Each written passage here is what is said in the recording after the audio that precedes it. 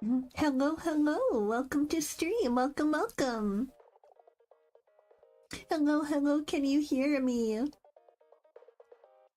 Hi, welcome to stream, welcome. Today, we are going to be continuing our playthrough of Higurashi When They Cry, Chapter 1, Onikakushi. So I'm very excited. We got to some very iconic scenes last week. And we have some more epic, iconic scenes coming up for today. Hello, welcome to stream, welcome.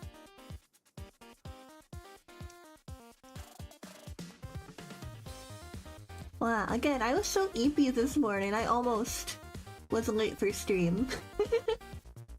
But I am happy. Today is my day off work, so we are just going to have chill vibes playing through one of my favorite stories and just having a fun, silly, goofy time. Alright, so I'm gonna go ahead and just open up the game. I hope you all are having a lovely... I think, depending on your time zone, it's probably evening for you. It's morning for me. I just woke up. I just got out of bed literally like 10 minutes ago. Alright, where is?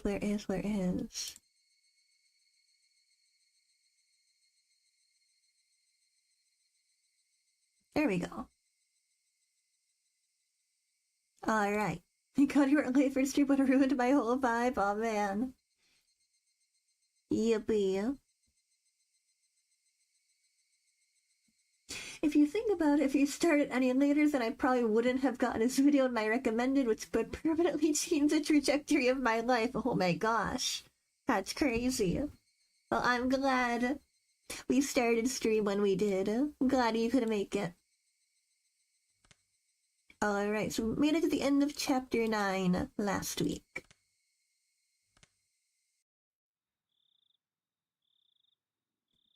Oops, I mean, continue.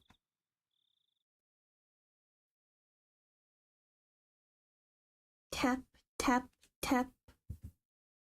The sound of muffled footsteps stopped in front of the door to my room.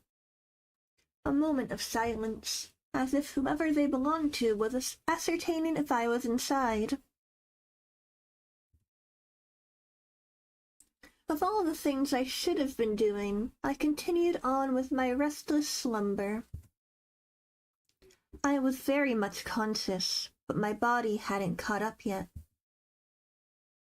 Even with danger bearing down on me from just beyond the door, it was as if I was completely paralyzed, unable to move. Without a doubt, this was sheer terror. Please, just leave.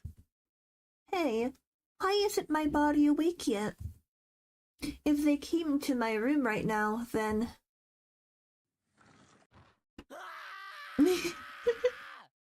Keiichi jump scare, let's go. I sprang to my feet and threw my covers at my mom, who was opening the door.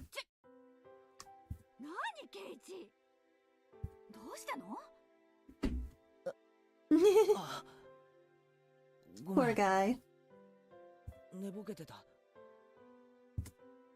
I thought it was still 1 or 2 a.m. But the morning sun was already streaming through the gap between the curtains. It felt nothing like morning.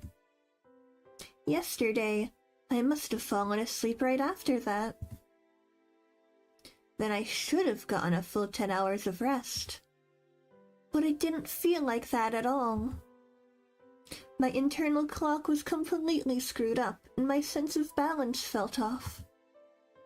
I felt feverish enough that it was clear to me that I was still not well.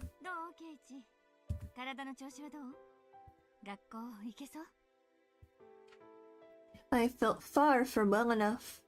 No, I wasn't mentally fit to go. I was still plagued with the terror from yesterday.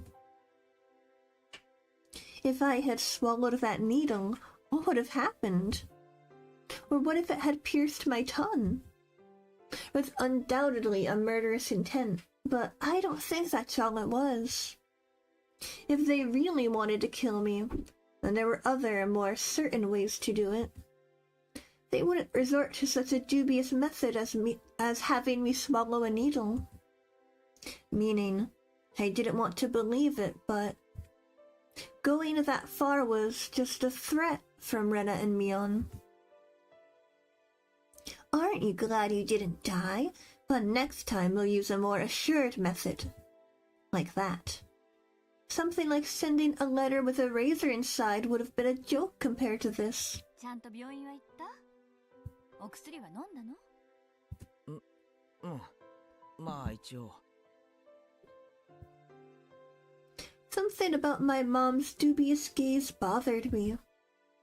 She seemed more concerned about her son missing 2 days of school rather than him being sick. It was definitely mental fatigue. I wasn't really physically ill. 一度生活のリズムを崩すとなかなか戻らないんだから。さあ、起きて起きて。病は気からって言うのよ。I'd heard that line many times before. I was given an award in elementary school for having perfect attendance. But it wasn't like I was healthier than everyone. ささ、顔洗ってらっしゃい。ご飯はもうできてるわよ。もうレナちゃんが来るまであまり時間がないわよ。Oh man, Rena-chan's coming to pick me up. Mom's told me I couldn't argue about it. I had to give up on skipping a second day. そうそう。今の壁にボタン持ち投げつけたのはケイチ？ダメよ、あんなことしちゃ。お父さん、怒ってたわよ。I didn't feel particularly guilty for doing it, so I didn't have much of a reaction. Also, Mom didn't question me any further about it. She headed back downstairs after she was certain I was getting up. Thank you for subscribing, thank you. What Mion said as she left yesterday. I'd hate it if you missed school tomorrow. Came back and dwelled into the back of my head. What did she mean by that? I didn't even have to really think about it. She was saying, don't be absent.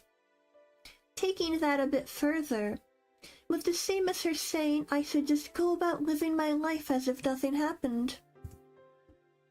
If I showed any signs of acting unusual, it would probably result in them making their move. If I acted differently, someone like Oishi-san, for example, might end up noticing that something is up. Consensus, yeah.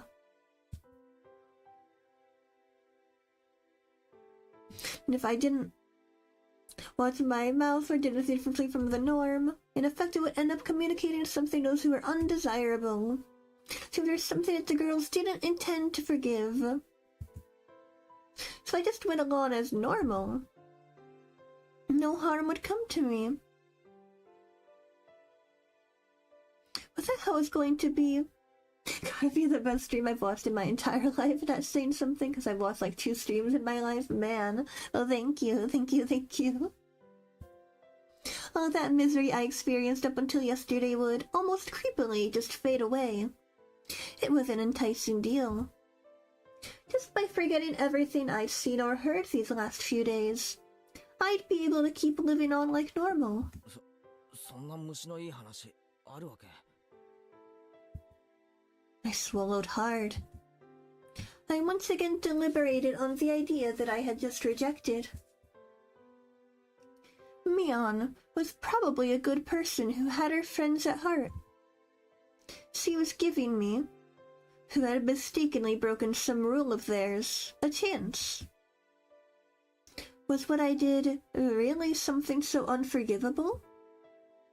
But Mion had given me another chance. She was saying, if I just forgot everything and kept on like I had been, I'd be forgiven. Keiichi! ご飯冷めちゃうわよ。急いで降りてらっしゃい。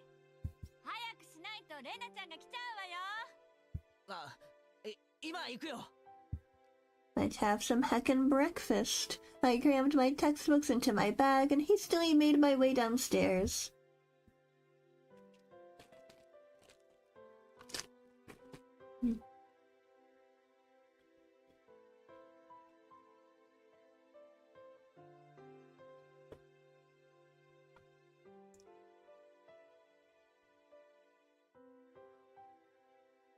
Sorry if I pause for a second, because I'm also eating my breakfast. I picked at my somewhat bland breakfast. It seemed I didn't have much time. It was already past when I usually met up with Rena. Given yesterday's events, she'd probably be here in the next 5 minutes. I needed to be ready to head to school by then.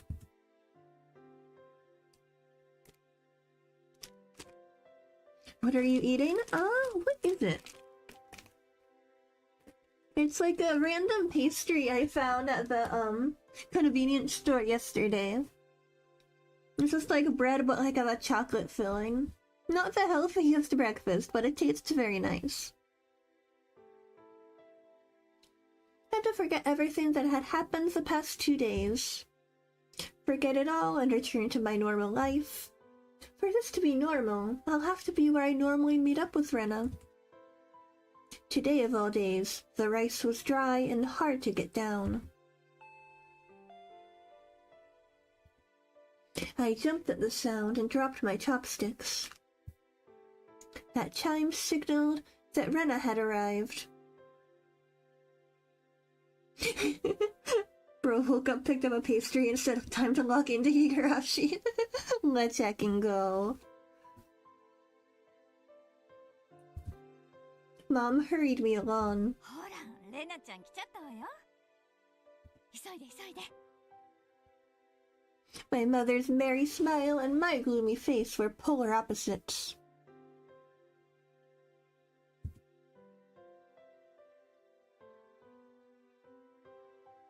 Honestly, I was reluctant to see Rena, who was waiting there on the other side of the door.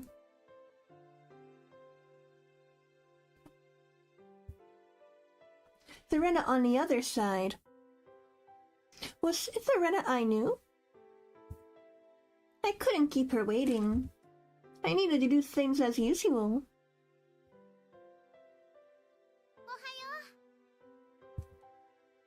An invigorating greeting filtered in from across the doorway. ケイチ君、遅かったから来てみたけど、今日はどうかな？かな？ The manner in which Rena was concerned was, without a doubt, the Rena I knew. But that was probably only if I reciprocated. Forget everything from yesterday. Pretend as though nothing had happened. Forget about the gruesome dismemberment. Forget about the mysterious deaths that happened the following years. Forget about the people falling to their death, and the terminal illness and suicide, the fatal beatings, and the disappearances. Forget it. Forget all of it. Forget that Rena and Mion were scary. Of course, forget it all. Forget about all of it. Forget about the mochi, too. Forget, forget, forget. Rena once again asked to make sure. 学校行けそう？大丈夫だよ。I'm completely fine. There's nothing to worry about. よかった。じゃあ行こう。みーちゃん待ってるよ。 Rena showed me her usual bright smile. I couldn't find any hint of deceit in her expression. My nervousness dissipated, giving way to relief.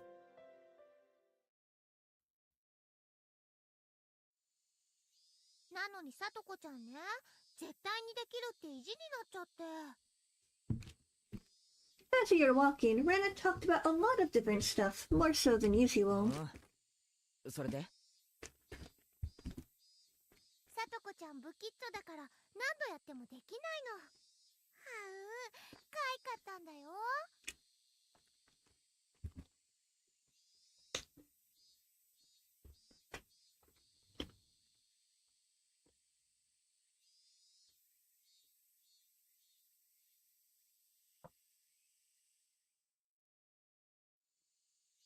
Everything Rena talked about was a silly nonsense, so I just replied every so often, and laughed from time to time. It was a rather laid-back conversation.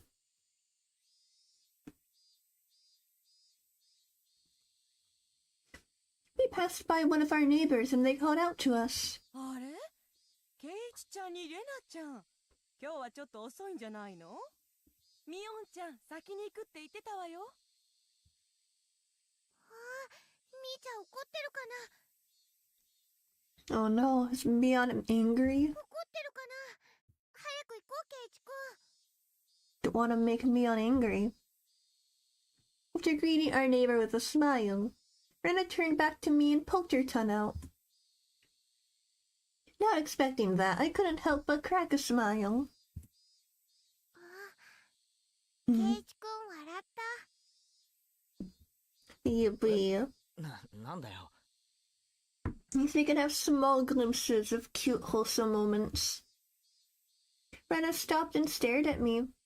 ケイチくん、今朝もなんか元気なかったから、まだ風邪が治らないのかなって思ってたけど、大丈夫みたいだね。だね。With a grin, she gently poked my cheek. It was a bright, sincere smile. Hey, Keiichi Mayabara. How can you still doubt Rena after she shows you a smile like that? Maybe I just had a high fever up until today, and I imagined everything that I thought happened because I was bedridden and delirious. I really hope that was the case. If God would grant me just one wish, there's only one thing that I'd wish for. I would want what had happened in the past few days. More specifically, from the night of the Watanagashi up until last night. I wanted all of that to have never happened. I wonder how many times I'd wished for this these past few days. As long as Rena kept on smiling like this, I think it might just become reality. So I wanted Rena to keep on smiling. Keep on smiling. で、ケイチくん。昨日のおはぎ、ちゃんと食べてくれた？ Uh-oh. That vain wish of mine was instantly shattered. My heart began palpitating. The relaxing morning mood suddenly became frigid. Rena's smile was the same as usual. Her eyes were gentle as usual. Those mochi yesterday, did you eat them all? Of course, he wasn't asking the question at face value. In other words, Rena was asking, did you get the message? She was probably trying to convey that. ケイチくん？ I was reluctant to give an answer. Rena stopped walking and stared deeply into my eyes. Don't hesitate, Keiichi Mayabara. Rena was acting the same as always, wasn't she? I need to respond in my usual way. Naturally, of course. But both my throat and mouth had gone dry and my lips were stuck together. Hurry and answer, Keiichi. Not that much time had passed. I could still keep the conversation going naturally. I had to say something quickly.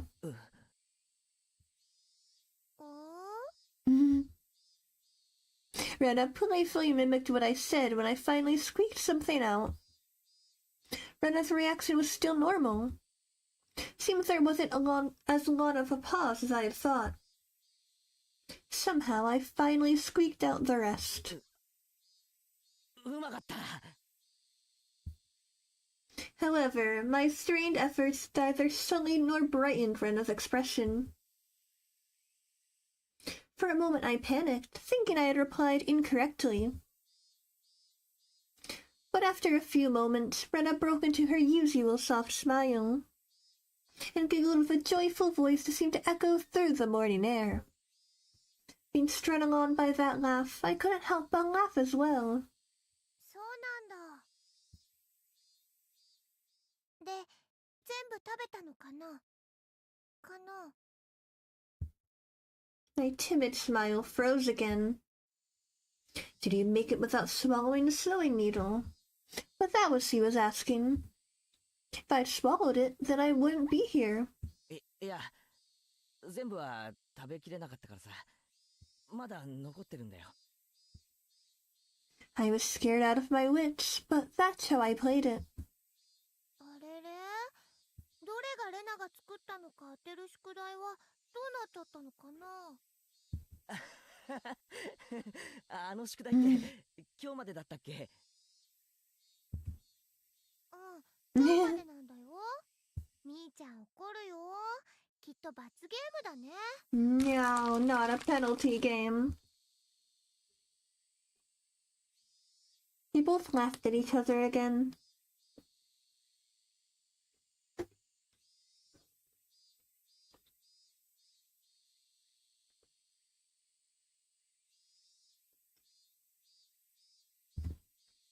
To a casual observer, it was just a typical morning.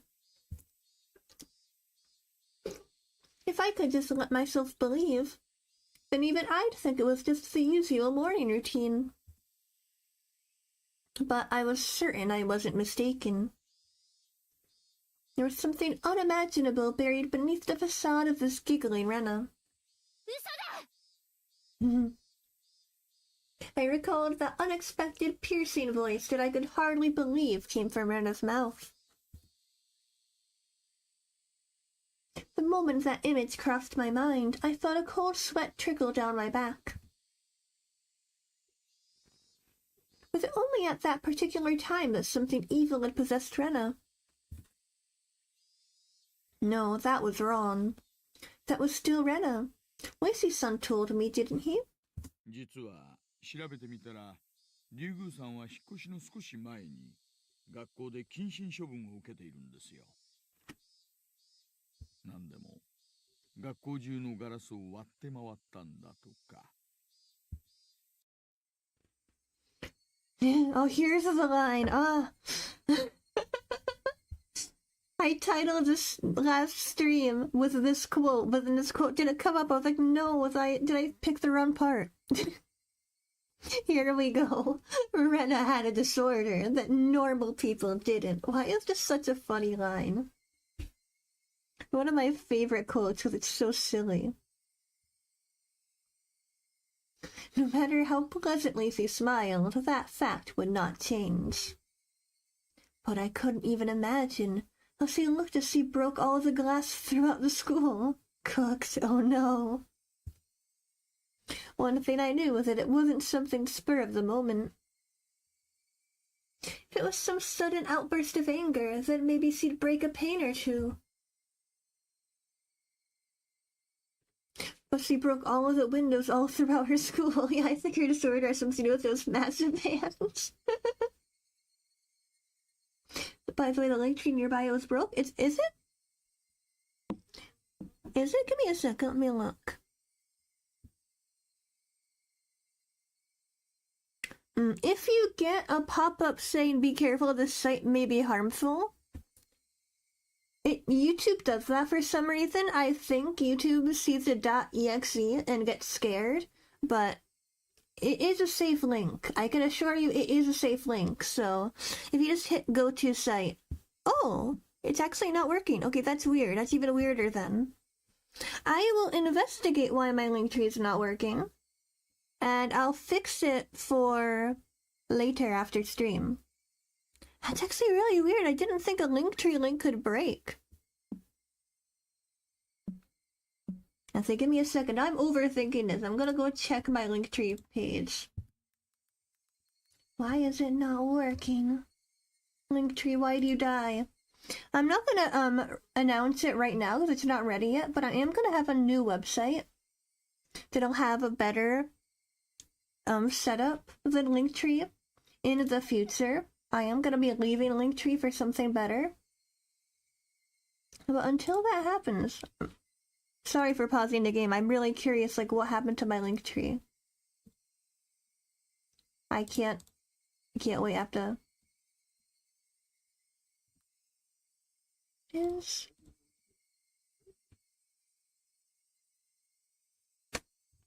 To log in, what the heck?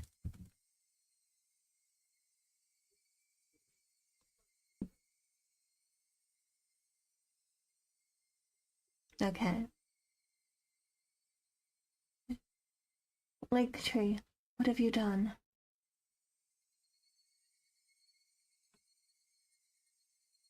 Alright, it looks fine on my end. Let me see. Okay, I'm gonna grab a new link. I'm gonna put the new link in chat. Let me know. Let me know if this link works. Let me know if you can access it through this link.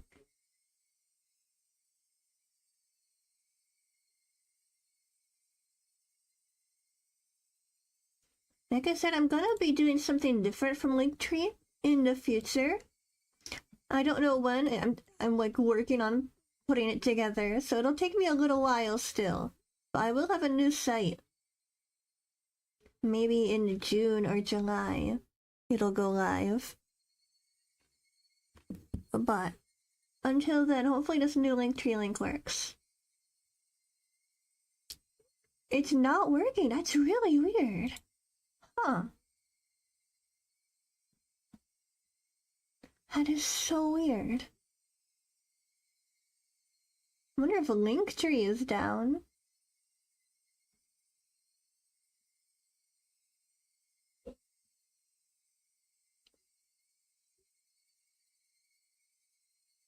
Okay, that is very strange. Well, I guess Linktree is down now, but yeah, I'll try and fix it for later.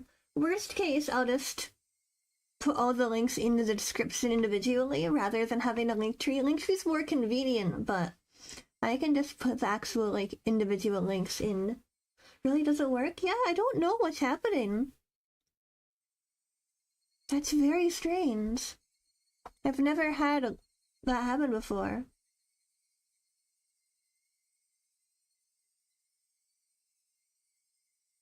That's really weird. Okay, let's continue. Let's continue the game for now. I'll figure out what's happening later. The glitch core aesthetics are real, mate. Oh man. My gosh. Just imagine going through your own school breaking the windows with a bat.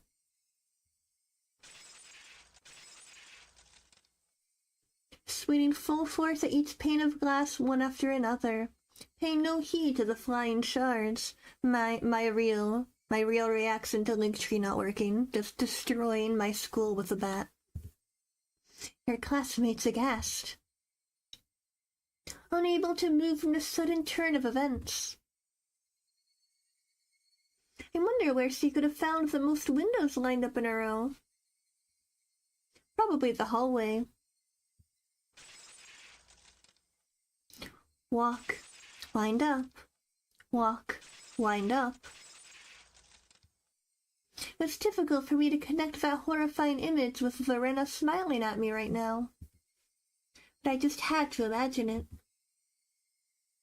Impossible because it was unimaginable. That naive way of thinking no longer worked. The unpleasant, piercing sound of shattered glass. The crunching noise as Rena treads across the broken shards, walking towards me. Rena's classmates going pale as they forget to even breathe. I wondered what they did as Rena came closer, breaking windows along her path. Did they earnestly try to bring her to her senses by saying something? Or did they jump at her, trying to stop her savagery? Or did they run to the staff room to call for the teachers? Probably none of those. In the face of that blood-curdling sight of Rena bursting window after window, undoubtedly all they could do was silently clear a path for her. dumbfounded, just clearing the path for Rena to continue. It would be cruel to blame anyone for looking the other way. No, they weren't simply looking the other way. They knew it was the only way they could protect themselves. If they had done something differently from the rest, they may have suddenly found themselves as Rena's new target. What would Rena have done to whoever attracted her attention? The answer was obvious. She would have undoubtedly acted according to her whims. Meaning I would, be the next window. Rena, staring into my eyes, shards of glass crunching and crackling underfoot as she drew closer. I was also drawn into her eyes, paralyzed. Then Rena struck me with the bat over and over again, like I was one of those windows. I crouched down onto the floor, desperately protecting my head. Rena didn't care whether it was my head or my back. Zealously, she hit me again and again. What kind of expression was she making as she was doing this over and over again? I peered up to see. Her expression was so indifferent, it was completely unnerving. It's because no matter how many times she struck me, I didn't make as pleasant a sound as the other windows. She struck me continuously, over and over again. The sound Rena wanted didn't come out.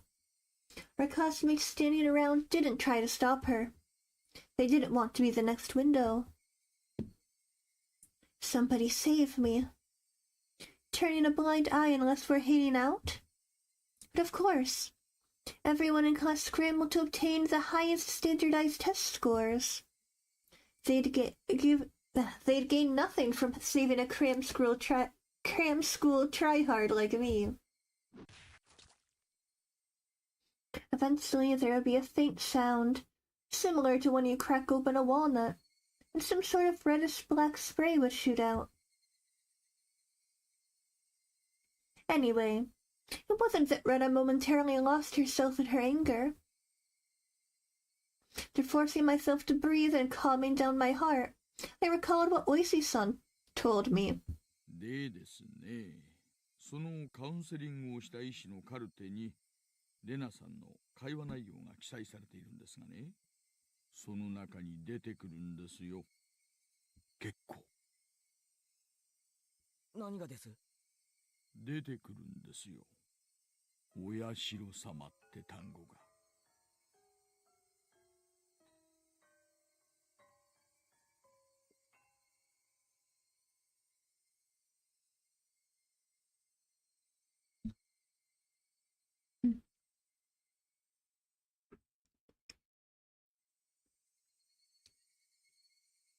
You have a very relaxing voice.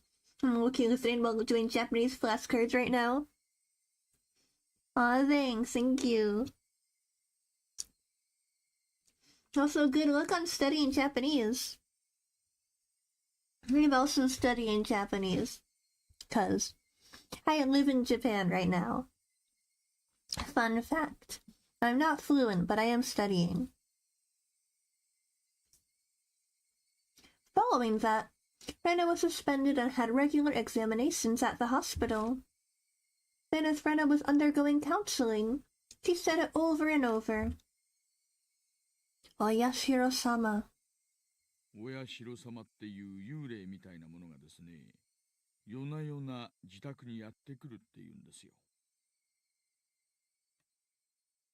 I'm learning Japanese so I can live in Japan in the future. Let's go. I've only been living here about 2 months now? I think about 2 months. And yeah, it's really nice here. Definitely a great goal to have. So check out Wanikani for vocabulary if you haven't yet. I actually haven't looked at Wanikani yet, but I might check that out. I'm currently taking a class through Italki. That's how I'm studying right now. 枕元に立って自分を見下ろすんだって。That was only a piece of their conversation, so I still couldn't see the big picture. It was by no means a happy little conversation. Then what Rena did, was he saying that ghastly incident was a result of being possessed by Oyashiro-sama? Up until now, I didn't want to believe in Oyashiro-sama's curse. That's why I wanted to say the mysterious deaths every year happened because of some sort of conspiracy. Every time I talked with Oishi-san, I was more certain that the deaths were the work of men and not some curse. Except, it was people perpetuating the incidents. My friends were somehow deeply connected. I refused to believe that the curse was real, that I would have to believe those who acted the kindest to me were deeply involved in the incidents. Why? How? For what reason? Was Rena? Was everybody? Was it much more painful and troublesome than accepting that it was just Oyashiro-sama's curse? In the aftermath, Rena had admitted to her doctor that it was because she was possessed by Oyashiro-sama. I felt a strange sense of relief from that. So that's how it was. There wasn't a second side to Rena. She did that because she was possessed by something strange like Oyashiro-sama. It wasn't Rena's fault. Oyashiro-sama was the one to blame. I knew. This was all backwards. Refusing to believe there was a curse, I wanted there to be a human perpetrator. Now that my close friends were the ones under suspicion, I changed my beliefs at my own convenience, saying it was Oyashiro-sama's curse to blame. Which was the better choice? Accepting that Oyashiro-sama's curse exists, or that Rena and the rest of them were deeply involved in the string of mysterious deaths? I didn't want to think about it. If I just didn't think about it, I'd be able to continue the same as always. I wanted to believe that. But that was no longer possible. I had received their message. It was pathetic of me to try and bend the meaning to my own convenience. Regardless of whether my opponent were a human or a curse, I won't let it kill me. As if I would just bend over and give in. For no good reason at all.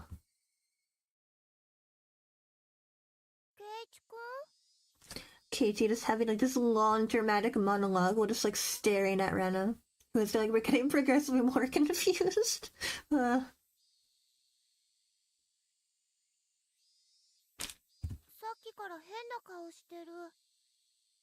なんでだろうだろう。 Let me. I just noticed something on my game screen. Let me fix that. Sorry about that. That should be easier to see now.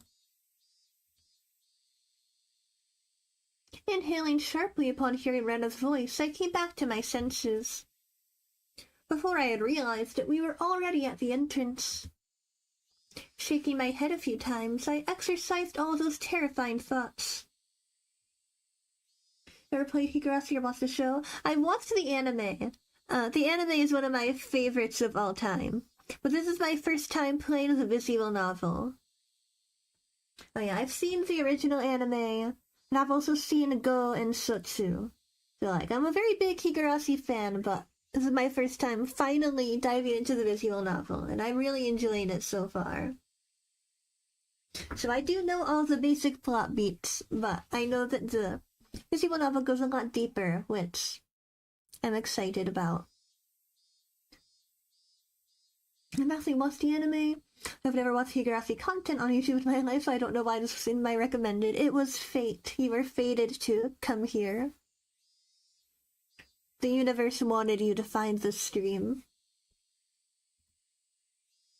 No matter how you looked at it, there's no way Rena could have done such terrible things. It was like I was trying to placate myself.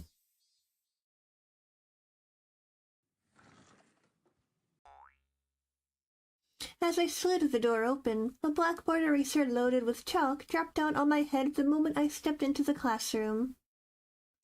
YouTube has great discoverability, if anything. Found Bab the same way. Yeah, I feel like a lot of people find my streams because I come up in the recommended feed, which I think is really cool.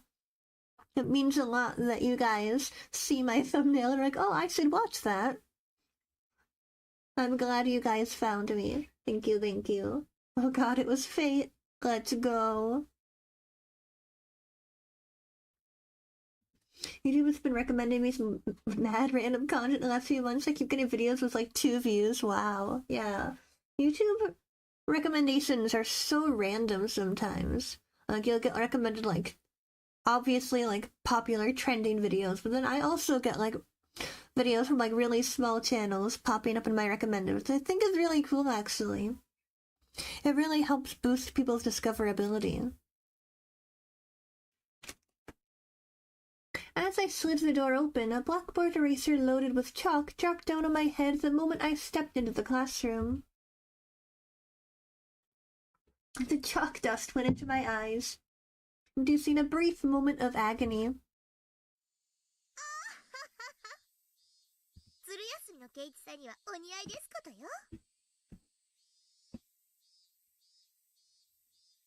ケイチもレナもおはようございますです。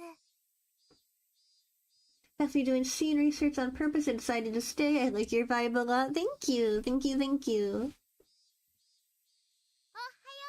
さとこちゃんにリカちゃん。 Not quite in the mood for it. I didn't really react to Satoko's trap. Satoko braced herself as I passed by, expecting me to attack her.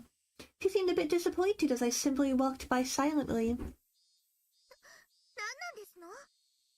張り合いがありませんわ。ケイチ、まだ本調子じゃないみたいです。だから今日は加減してあげてね。 Suddenly, there was a slap down on my shoulder. It hurt a bit. よ、ケイちゃん、しっかり休んできた？ It was Mion. My mind was full with the stuff about Rena, but Mion was also a party of interest. Remember, Keiichi, that hawkish gaze from yesterday. I was just looking for background music while I studied Japanese, but I felt a divine force drawing me towards this video. Let's go. I think Oyashiro-sama wanted you to find the stream. ああ、おはよなんだなんだ。ずいぶんと覇気のない挨拶じゃん。差し入れのおはぎ、ちゃんと食べてくれなかったの？ I'm like this because I ate them. Those words were itching to be blurted out. う。やっぱ食欲がなくてさ。いくつかは食べたけど、だいぶ残しちゃったんだ。あれ、じゃあ宿題は？どれがレナの手作りかってのの回答は？ケイチくん宿題忘れなんだって。ありゃー。じゃあ仕方ないね。罰ゲーム。Flashing a lurid smile, Mion returned to her seat. There's nothing from our exchanges that would cause our classmates to suspect anything was amiss. But of course, anyone listening to our conversations up until this morning wouldn't see anything suspicious. That was why it was so frightening. They acted in a way that, regardless of whatever happened to Keiichi Maebara, no one would ever suspect them. That fact had me terrified. Soon the teacher came. After she asked how I felt and took attendance, another dull, ordinary day began.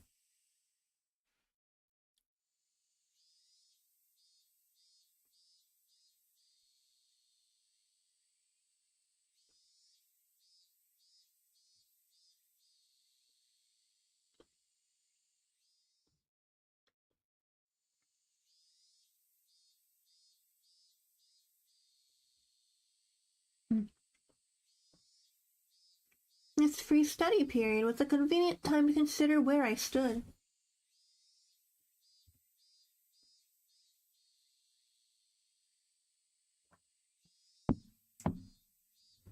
I gently closed my eyes and pondered the ridiculous position I was in right now. First of all, what I shouldn't forget, how dangerous of a situation I was in. I had fallen out of favor with them. After interacting with Oishi-san multiple times, I could see it as I was getting closer to the heart of the matter. The warning yesterday with the mochi was a good indicator of that. No, calling it a warning was just my habit of understating things. It probably had no meaning beyond stunting my progress and buying themselves some time. Until they had a method of completely erasing me, they were just biding their time. Even though they were keeping me under their thumb with threats, it didn't change the fact that I knew too much. The chilling sensation of my desk made me recall Satoshi Hojo, the boy who was using his seat until last year when he disappeared. Was he also similar to me? Did he learn something he shouldn't have and was erased? Damn, I wouldn't let them get rid of me so easily. Never. But were they really trying to kill me?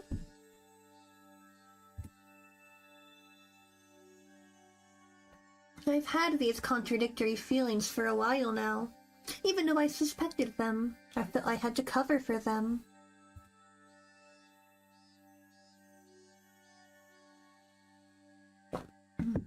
Even having witnessed all of their suspicious behavior, warning like this just made it all seem like an elaborate hoax.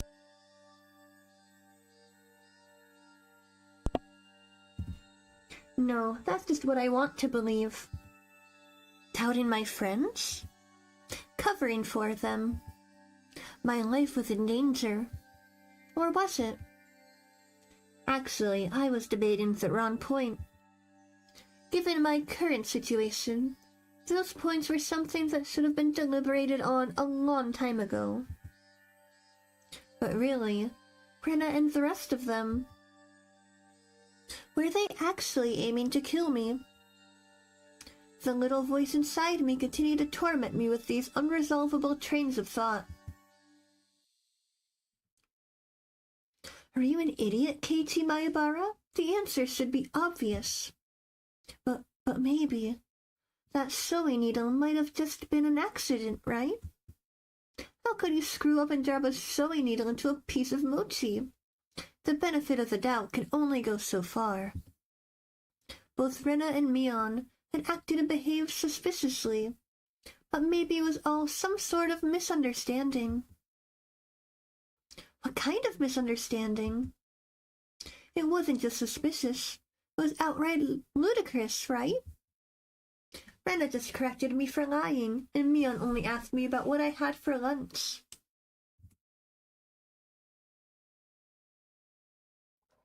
Rena was standing outside my door eavesdropping for a solid hour? She was probably just waiting for my phone call to end. For a whole hour outside your room. Is it normal to go home afterward without saying anything? You heard from Oishi-san, didn't you? Well, Rena did at her former school. But at the hospital, she said it was Oyashiro-sama's fault, she... いい加減にしろよ、前原圭一。お前、命を狙われてるって自覚あるのかよ。I inadvertently blurted those words out loud. Keiichi, what the heck? I made myself say that so direct and left me dumbfounded for a few moments. Afterwards, I had to look around to check if anyone else had heard it. My little soliloquy cut a little too close to the truth. Even so I could feel the murderous intent from Rena and the others. Part of me somewhere was still trying to deny that. This late in the game, such hesitation could be fatal. I knew that. But I was just your average student, a man living his normal, ordinary life. Do you think I could suddenly believe that my friends, I had been happily laughing together with up until last Sunday, now intended to kill me, right? 甘えるな、圭一。This time.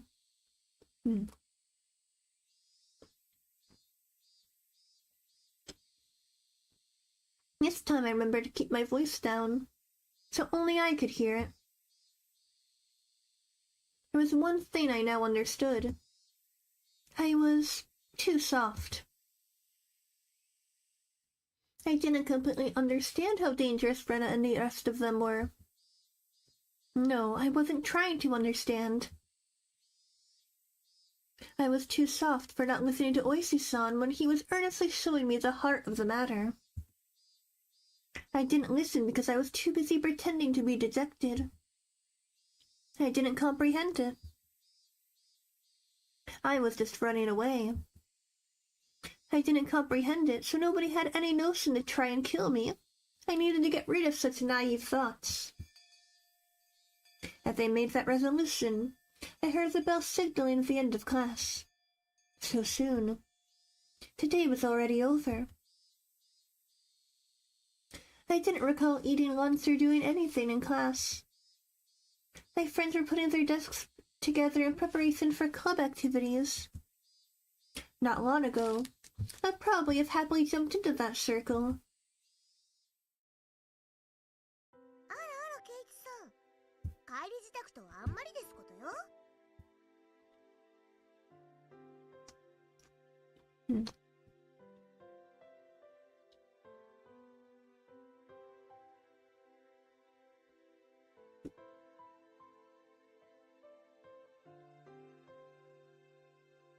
The way Septical spoke was so typical and familiar. It almost physically hurt.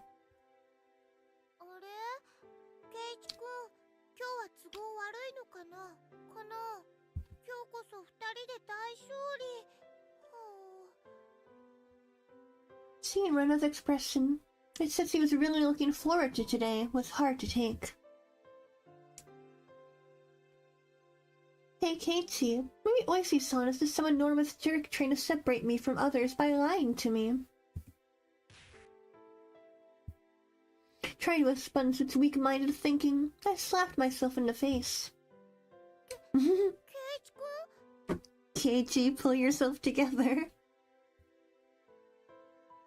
Yeah, was Rena really trying to kill me? I wish someone would tell me it was a hoax. I didn't care if it actually was one or not. I just wanted someone to say it was. Ugh, yet another weak-willed thought. How did I ever become this naive? 大丈夫？頭痛いの？ Apparently that was how my inner dilemma appeared to Rena. 顔色悪いよ。一人で帰れる？送ってった方がいいかな？いや、いい。ごめん。一人で帰れる。部活はみんなでやってくれよ。Upon hearing that I wasn't going to participate in the club meeting, Mion pouted unhappily. ケイちゃんがリベンジ熱望してたってんで、今日はせっかくこの間の推理ゲームにしたん Oh だ。 man. ケイチさんにはリターンマッチに臨む熱いハートはありませんですの？情けないですわね。 I wouldn't fall for some dumb taunt. Without even a real retort, I just grabbed my bag and was about to get up. Someone's hand perched itself gently on my head. ケイチ、具合悪そうです。かわいそうですよ。 It was Rika-chan. She was stretched up as far as she could, doing her best to pat my head with her petite hand. It felt so nice, which made things even harder. ごめんな、みんな。じゃ。 That's all I said as I quickly left the classroom. They said something to me as I was leaving, but I couldn't make it out. I managed to make it all the way to the entrance in that state of mind, took out my shoes, put them on, and went forward. Forward. Hardened that heart, Keiichi Mayabara. They were, for some unfathomable reason, trying to kill me. They were plotting something dubious, watching my every move. But I couldn't hate them, because weren't they my friends? Part of me lamented my naivety. One other part lamented the fact that I had lost something important by lamenting over it in the first place. It felt like my personality was being ripped in two along with my body. If this is what Oyashiro-sama's curse was like, then it was just too harsh. Hey, Oyashiro-sama, I was wrong for not believing in your curse, but I believed in it now. Completely. Your curse does exist. So seriously, give me a break. I beg you, come on.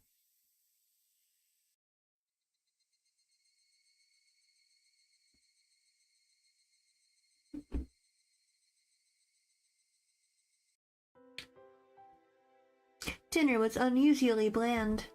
It had no flavor or aroma. The miso soup that normally tantalized my appetite instead tasted like nothing but boiled water. Dad was eating with us that night.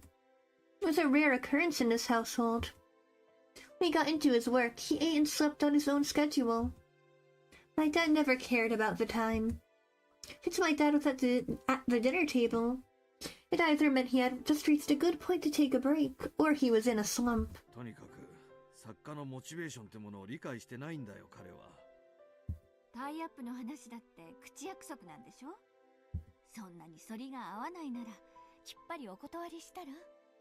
助け合いの世界だからお互い様だとは思うんだけど、これじゃ仕事にな。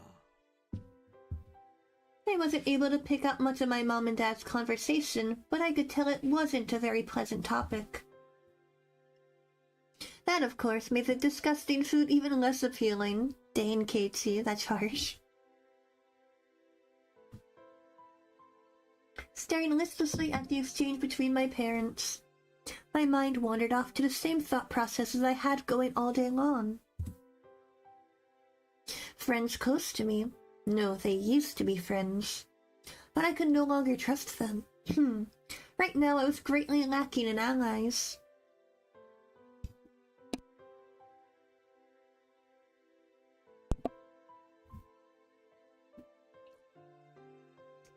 People I trusted. People I could depend on when push came to shove. They were something I just didn't have. Having just one ally would have been incredibly reassuring in the current hopeless situation I was in. I put down my chopsticks and looked over at my parents, who were still talking about work. The first course of action that came to mind was to tell my parents everything. Currently, there wasn't a single person from Hinamizawa I could trust 100%. That means the only people I could trust were my parents. But if I told them everything that happened up until now, would they understand? Rena, for example. That neighborly Rena, who was so diligent in looking after me, came to get me every day and sometimes brought over a share of what she made. How could I explain that she wanted to kill me? No matter how I explained, it would probably be difficult for anybody to comprehend. My somewhat eccentric dad probably wouldn't understand, and my high-strung mom would probably drag me off to a psychiatrist in the blink of an eye. Sadly, that was the amount of trust that existed in our relationship. Even if they did understand, what could they possibly do? Unless they could uncover the truth, they wouldn't be able to protect me. No, by informing them of these unnecessary things, I'd be putting my parents in danger as well. Considering that the victims in past incidents were often married couples, I couldn't even joke about it. For the entire Mayabara family to have an accident, or to just vanish into thin air, was easily possible in Hinamizawa. What was important here was that knowing something unnecessary put you in danger. The most unsettling question was, how did they know that I knew? As long as they didn't know, my parents might not fall victim. That was one way to think about it, I guess. At least it was like that in my case. After I found out, things started becoming odd. In other words, it meant the following. So long as my parents didn't know anything, nothing would happen to them. Which means that this house would be a safe haven as long as my parents were in. I knew these were just assumptions based on conjecture on top of conjecture. Wanting this house to be a safe haven, that was the pinnacle of my weak-willed method of thinking. I had to conceive that it was not completely safe. It was only safer than the outside. I knew that I couldn't rely on my parents. No, I couldn't risk getting my parents involved. That the only person who could be my ally would be Oishi-san. Him and him alone. He was the only person who understood the situation I was in. He didn't care so much about my safety, but he was without a doubt passionate about solving this case. It was a bit frustrating. Oishi-san was basically the whole reason I was in this mess. Now to get out of it, I had to rely on him. Meaning it was all going according to his devices. It was just my job to look appetizing while bobbing in the waves as bait. Then when the fish started gathering around, Oishi-san would pull up the big haul. It was slightly infuriating, but even I thought that was the best course of action.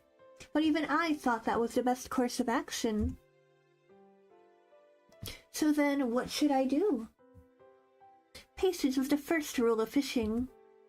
Just keep waiting until the fish actually bites. But I wasn't simply bait. There were lots of ways for me to struggle before being devoured. When they struck, I needed to somehow dodge just enough and tag out Oishi-san. No question, it was going to be hard. The timing to bring Oishi-san in would be difficult. He was in the city, not Hinamizawa. So if I phoned him in my moment of need, it would take him about 30 minutes to reach me. So I needed to run away for those 30 minutes. For example, he set up a rendezvous point for dire situations or something. I just have to hide out there until Oishi-san arrived. よし。少し見えてきたぞ。 I was still being chased around in the dark by boogeymen. But now that I knew which way to go, I would have never imagined this would be so reassuring. Oh yeah. Well, it would probably be best if I had a concealed weapon for when things got rough. Typically, that would call for a switchblade. That wasn't too reassuring for combat. Also, since it was recognized as a weapon by the public, that also wasn't good. Really, when the time comes, a long weapon like a bat would work in my favor. I remember there was a metal bat at school. I could be confident with that when push came to shove. If I pretended I was practicing my swing, then it wouldn't be suspicious for me to always carry it around. I could go to school early tomorrow and secure it. Just possessing a weapon may be enough to deter them. Also, one more thing. Insurance. It could be something like a note or a memo. I could write down everything that happened as a sort of journal. In case I suddenly vanished, the journal would be left behind. With my journal in his possession, Oishi-san should be able to avenge my death. I left my parents engrossed in their conversation about work and went back to my room. And imagine, being parents, like having an important discussion about work. Well, quite silently in the background, your child is like planning out what will happen when he dies because his friends are trying to murder him. And having no idea that any of that is going on. Like Dane. We don't often think enough about the perspective of Keiichi's parents during the events of Higurashi. Like how... What do you think? Imagine like a spin-off. It's just about like the daily life of Keiichi's parents. And like, well, Higurashi is happening in the background while they're just like going about their daily lives. Aren't all kids like that? I mean, kind of. Maybe to a lesser extent. But yeah. You just have no idea what is going through the minds of children these days. They're all secretly, like, planning their own death. And, like, what will happen after they get murdered. Need Kichi's parents spin off on Loki? I know, that would be so interesting. And kind of hilarious. Hilarious and also probably very depressing, actually. It would be funny until it wasn't. I tore out a piece of paper from a notebook and made my way to my desk. Last time I wrote a journal was for summer homework in elementary school. You didn't have a childhood unless you thought about violently killing your friends, right? Man. In off chance something bad happened, the police could use my diary as a lead. So I said only write down the facts. How should I start? I jotted down my thoughts as they came. I, Keiichi Maebara, am in fear for my life. It made me laugh nervously, with a line that showed up often in detective stories. I never even dreamed that I would be in the type of situation where I'd write it myself. I do not know why they are after my life. Renat and the others were suspicious, but I had no proof. That's why I couldn't write anything more. I laughed wryly at myself for writing such a passage draped in mystery. Would the police be able to get the hint from reading this enigmatic passage? I could only pray that they would. But I prayed for the most, though, that this journal never needed to play its part. Here, I laughed nervously. It was too simple, so I wrote down one more line I just thought of. The only thing I do know is that it has to do with Oyashiro-sama's curse. Was that too much? I probably shouldn't write more than that. If I wrote any more, then it would seem like I was just delusional. What's just a blue soda can on your head? It's not a soda can, it's a bite. Bites are what I call my viewers, so if you subscribe and become a regular viewer, you are a bite, and this is what you look like. It's like a little computer part. And they come in multiple colors. I can show you some of the other bites I have. I usually swap them out for different streams. So we have, this one is like a magenta color. We have the yellow one, yellow bite. There's also a gray one, but it's been covered. Yeah. These are you guys. I'm not a bite, I'm at least a gigabyte, like I'm Loki 6'4" and nonchalant. No, you are all little guys to me. You are all silly little guys.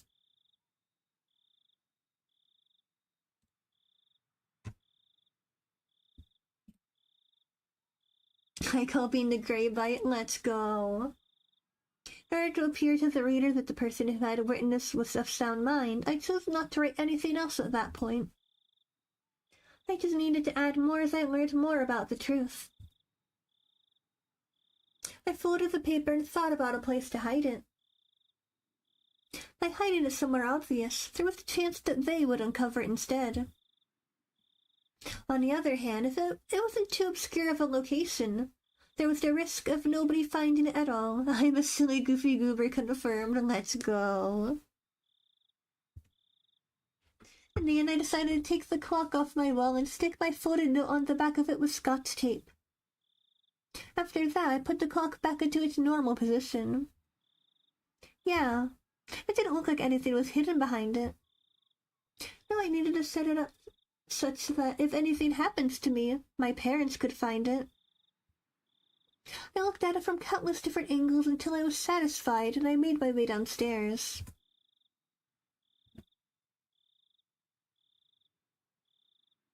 My parents were still talking about work.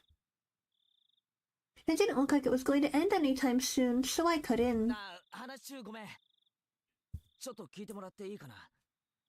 Oh man, What's he gonna say?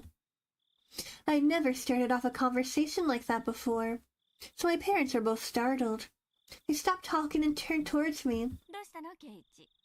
お願いがあるんだけど、聞いてほしいんだ。もしもだよ。ケイチ、急ぎの話じゃなきゃ後にしなさい。お父さんとお母さんはちょっと今、急ぎの話をしてるんだ。More important than your child possibly dying? I didn't think their talk was more urgent than mine. In any case, I stated my request. もしもだよ。俺が死んだらさ。Both my parents' eyes went wide as saucers. Dane Casey just being super blunt about it. 死んだらさ、俺の部屋にある時計、あれを棺に入れてほしいんだ。Okay, but that's so random. Like, out of context. How are you supposed to respond to something like that? I want you to put the clock on my wall in my coffin. If I die, you know. Hypothetically speaking, of course. If they did that, then they'd probably find it. My memoir. Both my parents remained wide-eyed, not moving an inch. I mean, how do you respond to a statement like that? I couldn't blame them. あの時計、工作の授業で作ったお気に入りなんだ。頼むよ。どうしたのケイチ？何かあったの？ Mom was finally able to ask me with a questioning gaze. Of course, this was a normal response from when someone suddenly talked about a subject like this. I felt bad about making them worry, but right now I just wanted them to think about the clock in my room. With the awkward mood leaving the room in silence, I decided to go back to my room. He doesn't even, like, answer the question. It's like, yeah, anyway, I'm going to bed. Bye, guys. おやすみ。Saying only that, I left the living room. Yeah, I think Casey's such a funny character because he can either have such a way with words, like he's either really good with words and really good at like convincing people of things and getting himself out of situations, but then sometimes he's just so like, I feel bad saying dumb. Casey's not dumb, but awkward. Such an awkward scene.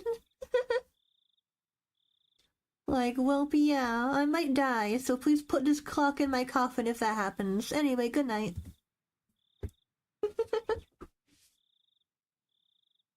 I needed to get to school early tomorrow and secure that bat.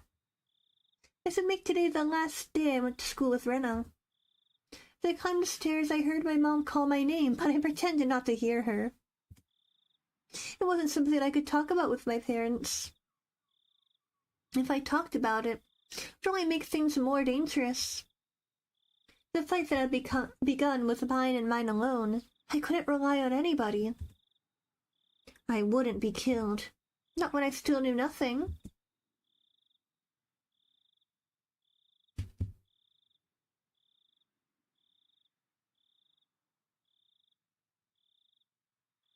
Dun, dun, dun.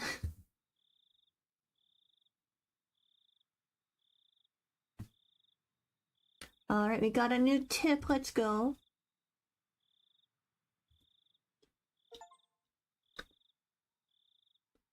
Alright.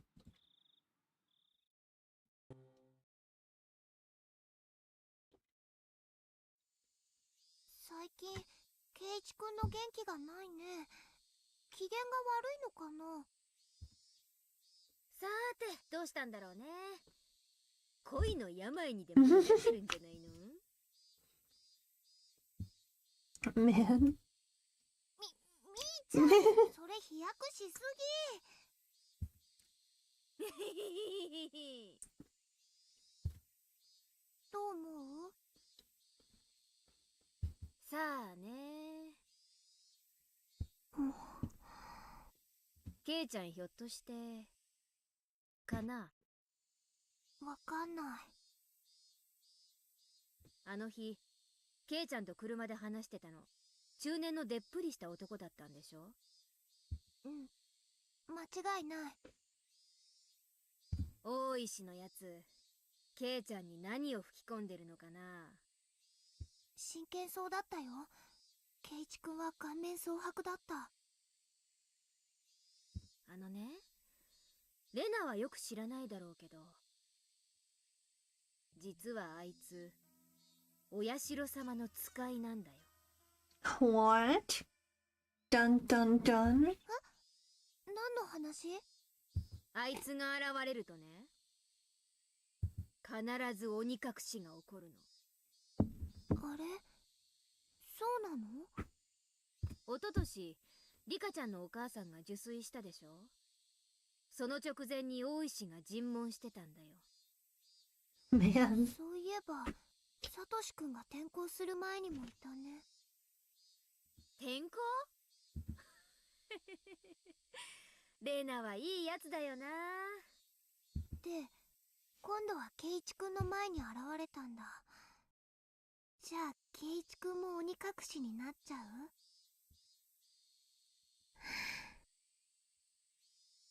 An empty silence hung in the air. Then it was suddenly interrupted.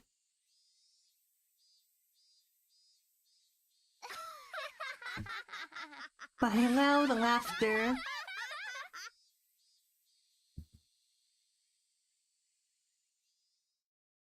Well,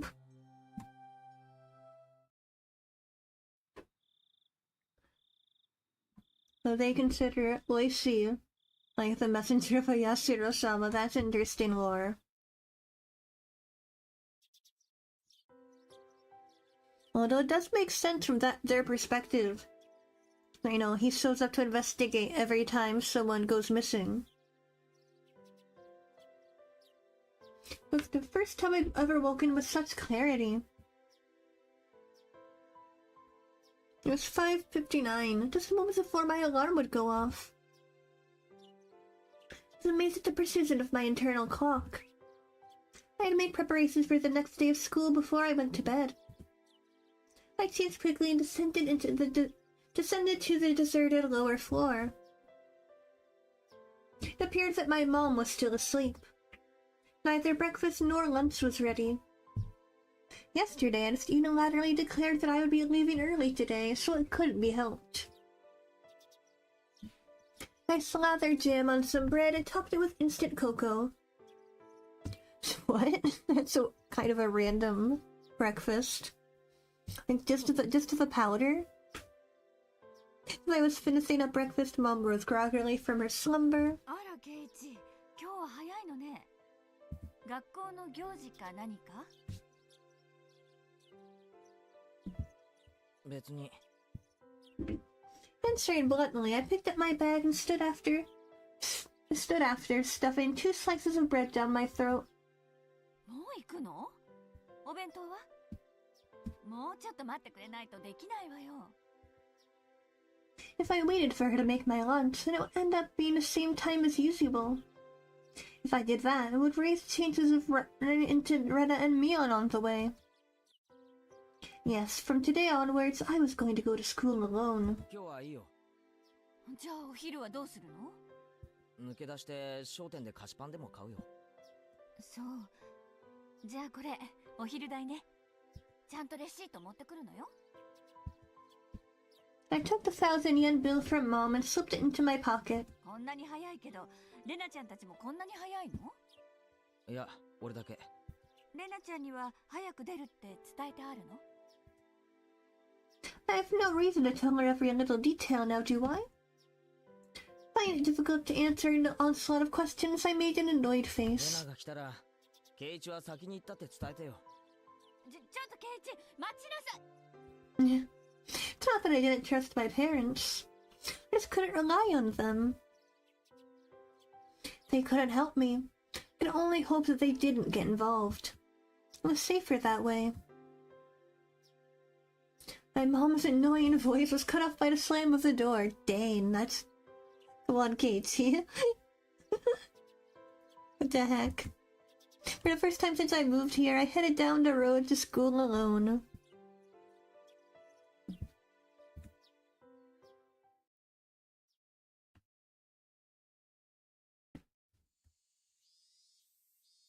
Up until now, I'd always walked down the same path at the same time each day.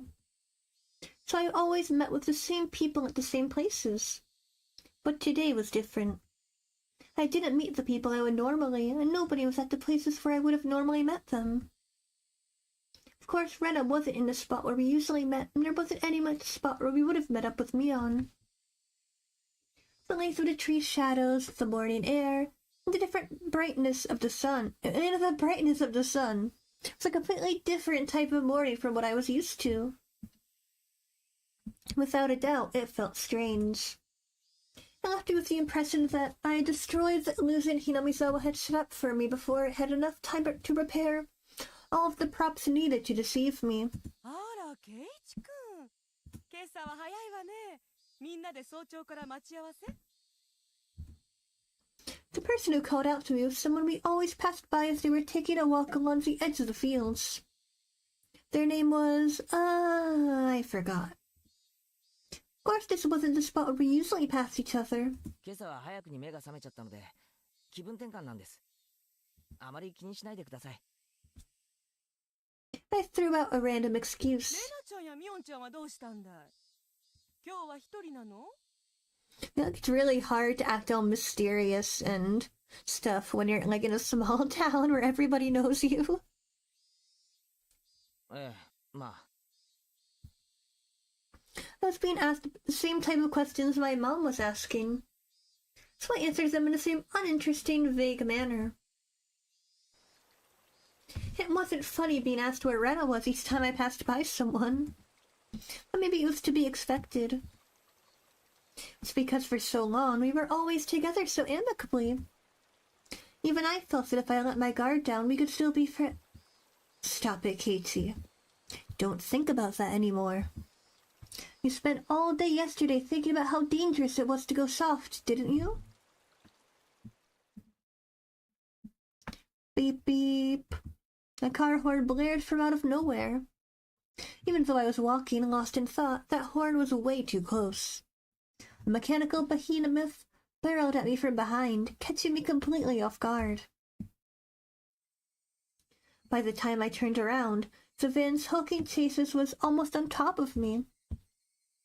I had seen plenty of cars veer to the opposite shoulder to avoid pedestrians, but this car was doing the opposite. It felt like there was somebody on the opposite shoulder and the van was swerving in my direction to avoid them. That blissfully ignorant train of thought delayed me from realizing something much, much more important.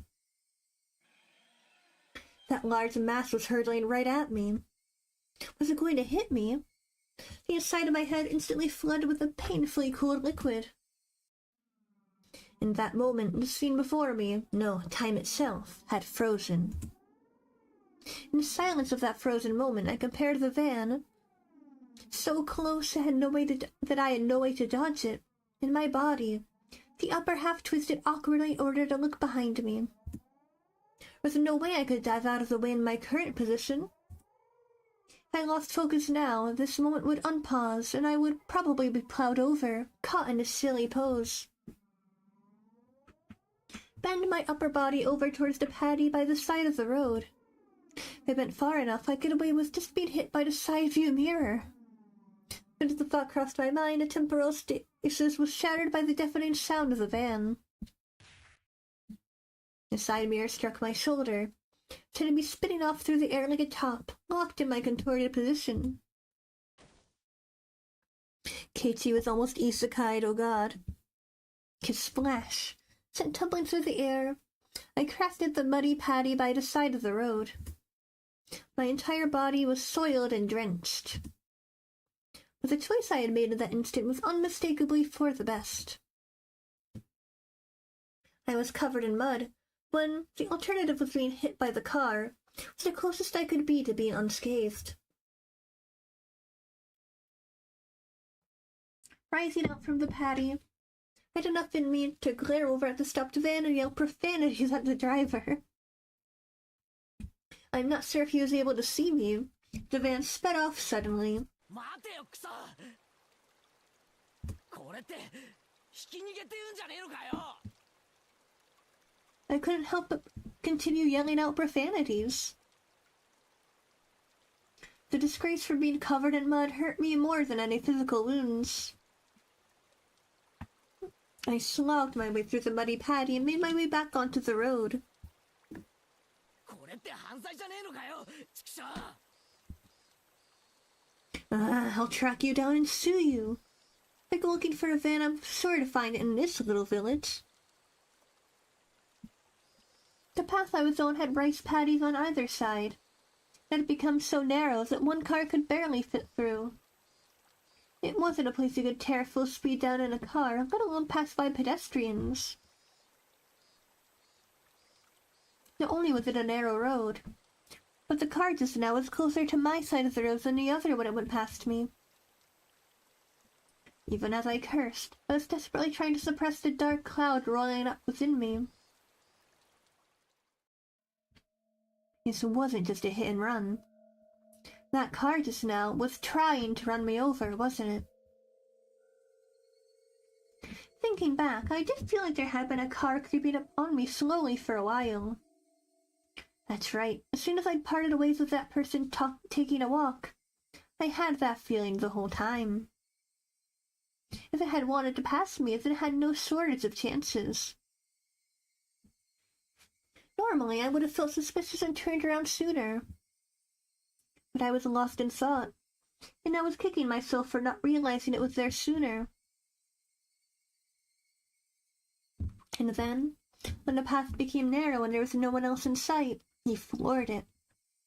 I'd hesitated for even a moment, and the result would have been no laughing matter. As the adrenaline rush from nearly being run over subsided, and the realization of just how terrifying the preceding events were sunk in. There's no doubt about it. And that van was intentionally trying to hit me. A cold vicious sweat seeped from my scalp and slid down my back before dribbling off. I struggled to avoid falling into a panic. There was still the possibility this was really just an accident. Calm down, Keiichi. But also, don't be so naive, Keiichi. Being that lax will get you killed next time. You need to always be on your toes. Don't give them any openings. If my enemy was really out to kill me, then next time they would use a more reliable method. If that time came and I was acting like I was now, getting covered in mud was the price I had paid for my own naivety. Covered in mud, but without injury. Not even a sprain. I guess this is what you could call the silver lining. I began walking again, this time cautiously. I wouldn't even show a hint of carelessness. I had suspected only Rena and the others up until now. No, it was because I suspected them that I believed there were no other enemies. Oishi-san had said so, didn't he? There was the possibility of a village conspiracy. I really mired so deeply in the situation that I had no choice but to try and carry on as usual. Would it be safest just to hole myself up in my house? The moment I abandoned my regular routine, everyone around me would abandon theirs as well. That was just too horrifying of a thought. I recall the tales Oishi-san told me, when Hinamizawa was still called onikakushi. A frightening tale of an entire village of demons hunting their prey, surrounding them and eating them alive. One must not interfere with the demons. One must pretend not to see it.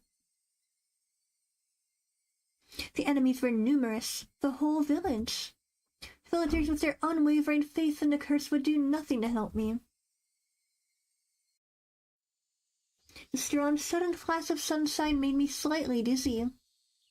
I had no idea what was going on anymore. When I suspected it was the work of man, I would catch a glimpse of Oyasuro-sama's curse. When I suspected it was Oyasuro-sama's curse, someone would poke their head out.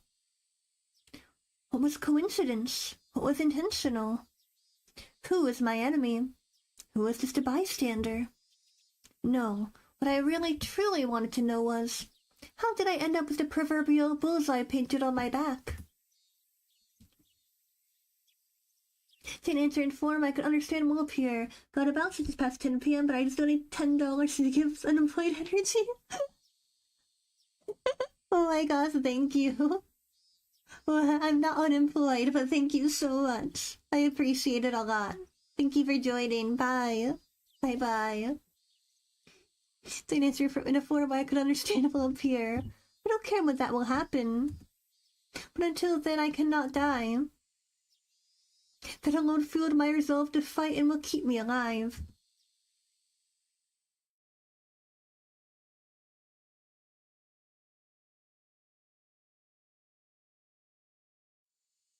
We're seeing a metal bat in the gym storage shed. There's a padlock on the door bearing my entry. Goodbye, thank you, thank you. At the very least, I wanted to get my hands on it before everyone else arrived at school. Circling around the school grounds impatiently. But all I could find were things like pieces of lumber, nothing that I could bring into the classroom easily. Then I had an epiphany.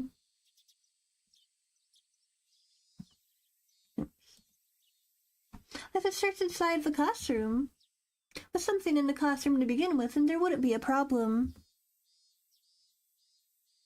Except that everyone's indoor shoes were still in their lockers. Good thing I came early. Nobody else was here yet. I wondered, what could I find in the classroom? I didn't think I could find an especially effective weapon like a bat. But it couldn't be helped at this point. Until the gym storage shed was open, I needed to find a substitute.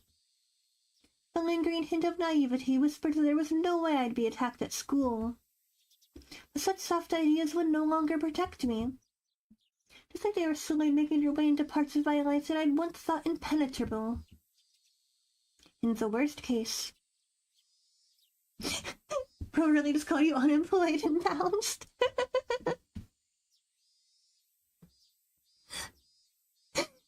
No, that was funny. I do appreciate the donation, though. But I'm not unemployed. I have a grown-up job. That's why I'm so tired all the time.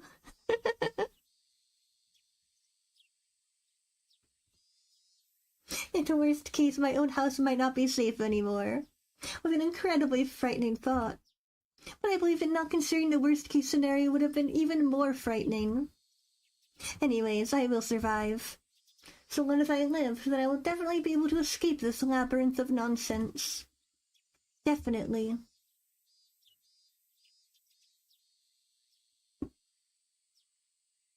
My exploration of the classroom came to an impasse. That much was to be expected. There was no way there would be anything that could be a weapon in this classroom. In case of emergencies, there was probably nothing I could do but swing my own chair around. My gaze landed on the lockers that had come to be used for personal storage. The lockers that Miana used to store her pile of games was among them. There was one for each person in the class, all lined up. Of course, there was one for me as well. Oh yeah, there was supposed to still be a tracksuit in my locker. Seeing me covered in mud would be strange. I should go change later. But first, I needed a weapon. If one of my classmates came, it would be hard to rummage through all the lockers. I swiftly began opening the lockers one by one. They were mostly just filled with things like gym clothes, personal items, and umbrellas. An umbrella? If I couldn't find anything better, then this would have to be my weapon.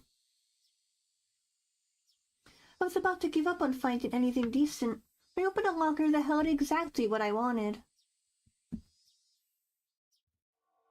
It was, without a doubt, a metal bat. It was well worn and pretty beaten up, but there was no doubt it was usable.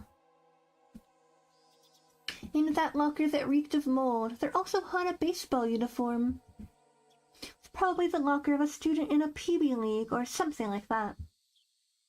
If that was the case, then he'd probably ask for it back. At that time, I could hear the voices of the children scuffling their way noisily in from the hallway. Amongst them, I could make out Rika-chan and Satoko, ますです。あらあらあら、今朝はお早いですわね、ケイチさん。I nonchalantly hid the bat I was holding behind my back. なんなんですの、その身なりは。泥だらけでしたよ。ああ、まあちょっとあってな。すぐ着替えるから勘弁しろ。With that said, I began taking off my clothes. Satoko began to blush as I expected her to. レディーの前でお着替えなんてしつけがなってませんことよ。着替えをじーっと見てるレディもしつけが。男子は更衣室がないんだから諦めろ。As Satoko feigned disgust, she went into the hall, still blushing. Conversely, Rika-chan continued to stare at me, preparing to change. リカちゃんもレディなら着替えを見てるのは良くないと思うぞ。僕はレディーじゃないですからいいのです。She deliberately pouted and looked at me with upturned じ eyes. ゃあリカちゃんも今からレディだ。レディーなら仕方ありませんです。Rika-chan appeared to be satisfied with being considered a lady, made her way to join Satoko in the hallway. As I breathed a sigh of relief, Rika-chan stopped suddenly and turned back towards me. ケイチは野球を始めますですか？ Seems that Rika-chan had noticed the bat. ああ、ちょっとさ、体がなまってさ、ちょっと素振りでも始めようかなってな。健康に気を使うのはとても良いことだと思いますです。 She was talking like an old lady despite her appearance. After saying that, Rika-chan started to leave again, but stopped and looked back at me once more. そのバットなくさないでくださいねです。 Seems she already knew I took it out of someone's locker. There's no name on the locker door. I didn't know whose bat it was, but I would be borrowing it until they complained. It wouldn't be for long, just until the gym storage shed was opened. After quickly changing into the tracksuit, I checked the time. I still had plenty of time before class began because I came so early. I took the bat in one hand and went out to the schoolyard. That was, of course, to practice my swing. I needed to make it known that I would always have a bat on me so I could practice my swing. At some point, the sunlight had become even stronger. Disregarding my classmates as they made their way to school, I took my position in the shadow of the school building. I wasn't the academic type and wasn't much of an athlete either. I might get muscle pain if I suddenly started swinging. I certainly started out with some warm-ups. I doubt anyone would think I was doing something out of the ordinary. Just the exact opposite of my actual mental state. I gripped the bat and swung lightly. The bat was by no means light, so it would make it a reliable weapon when I needed it to be. Of course, I could only pray that the moment I needed to use this as a weapon would never come. Just carrying it around could deter attacks against me. At least that's what I hoped.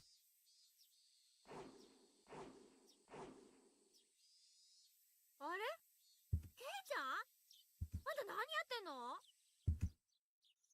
Being bombarded with such a hysterical voice, I jumped. ケイチくん、野球部だよ。野球部だよ。 With Frenna and Mion. 先に行ったって言われて驚いたけど、ケイちゃん、あんた何やってるわけ？見てわからないかよ。素振りだよ、甲子園だよ。別にダイエットでもいいぞ。ダイエットってケイちゃん、そんなに太ってたっけ？ああ、知らなかったろ。実は三段腹なんだ。もちもちでタプタプなんだぞ。もちもちでタプタプ。レナ、変な想像しなくていいぞ。To disrupt Frenna from imagining something that vulgar, I ruffled her hair messily. じゃあまあ、頑張って県大会を目指してちょうだいよ。おじさん応援してるわ。野球部の強い高校教えよっか。そこにいる左腕の亀田くんがすごいピッチャーなんだけどさ、頑張ってね。 Seems they've already taken me for a baseball nut, but oh well. If I really did make it to the championship, it would be a cinch. After all, I'd be the pitcher and catcher. I'd pitch the balls and run past that ball I just threw and change the word to being the catcher in a burst of super incredible explosive speed. I laughed dryly at the ludicrous image. Coming back to my senses, I smashed the bat against the ground. くそ、何笑ってんだよ俺。 I pounded the ground over and over. Each impact, the reverberation traveling through the bat stunned my hands. They smile at me like that. I'll... Don't allow anyone close to me. Don't trust anyone. No matter how many times I tell myself that. If they made me smile like that, I already knew quite well that there were demons dwelling in my smiling friends. But I just couldn't believe it. Oh, Minzy, was that a smiling friends reference? Did that kind of split personality really exist? Like how Rena confessed to the doctor. Are they simply being possessed by Oyashiro-sama? In other words, did a supernatural being like Oyashiro-sama really exist? Was it possessing everyone to try and kill me? Yeah, that would be wonderful. If only everyone were actually my friends all along, and everything was just Oyashiro-sama's fault. 前原圭一のバカ野郎。だから。 I yelled out, drawing out all the power from the pit of my stomach, and wreathed the bat violently into the air. 甘えるんじゃねえ。 I screamed out with all my might. I beat the metal bat into the ground over and over. With every impact, my weakness was being beaten down. Forget. Don't be soft. Know your enemy. Like hell I'd let them kill me. My shoulders heaving up and down from my ragged breathing. I heard the first bell ring just as I calmed down.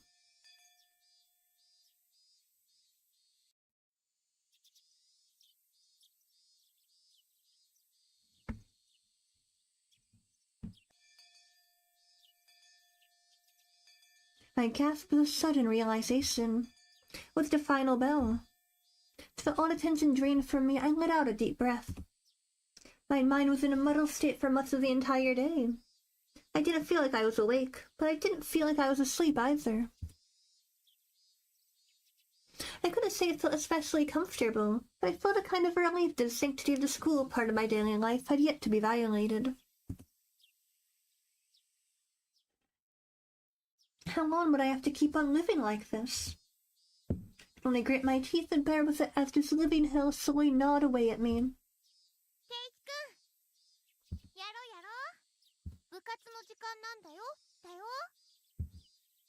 The sound of Rena's voice brought me back to my senses. ほらほらケイちゃん、ぼーっとしない。机を寄せて寄せて。 Prima was moving their desks together as usual. That's right, it was happy fun club time. Happy fun club time, let's go. I had no intention of taking part. I haphazardly stuffed the contents of my desk into my bag as I prepared to go home. It was a weak-handed gesture to avoid having to actually say, I'll be going home now. なんだよケイちゃん。今日も直帰なわけ？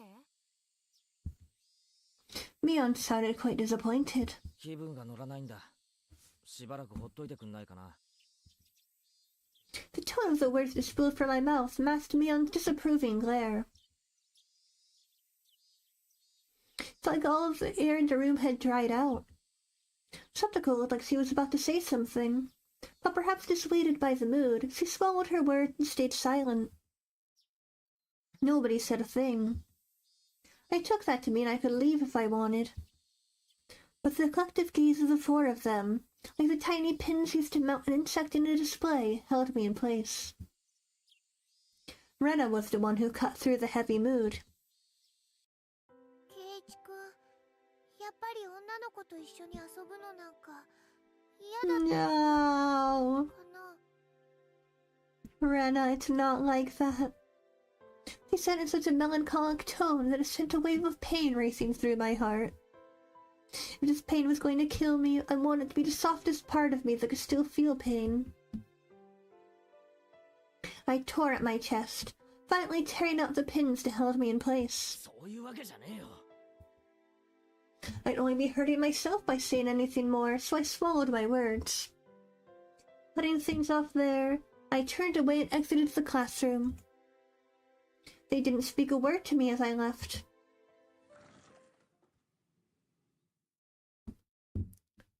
Is there anything worse than making Rena sad?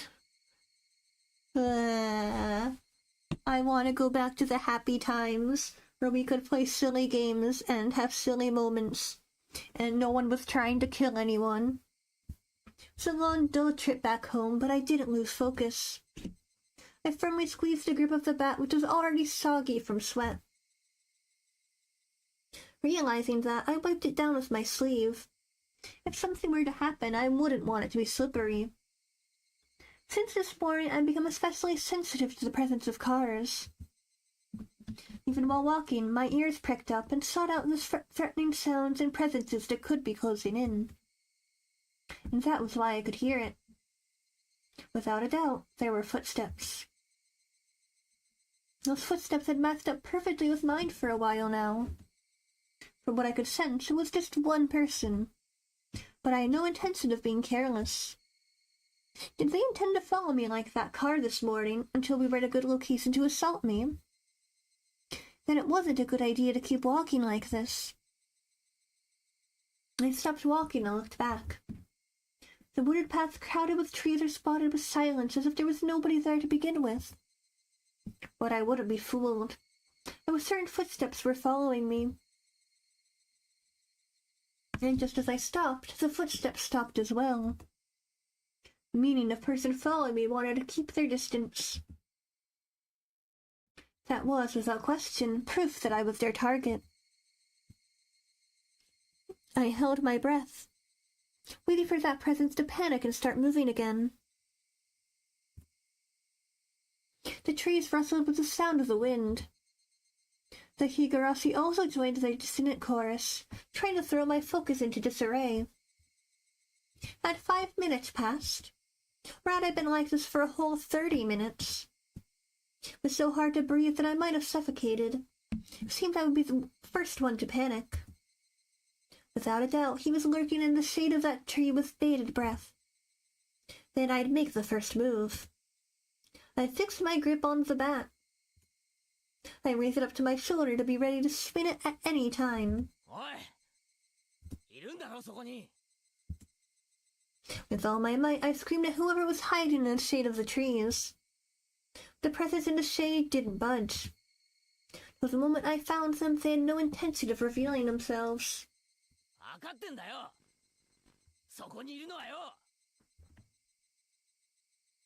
I screamed out angrily at them again, but even still, they didn't move at all. Then I'll go over there myself. With all due vigilance, I approached step by step. Stepping into the tree's shadow, I saw a human figure there. That figure was curled up like a small animal. Oh no. When she realized I had found her, her expression softened. She seemed apologetic, but wasn't going to speak a word. I wouldn't accept that silence and screamed a question at her.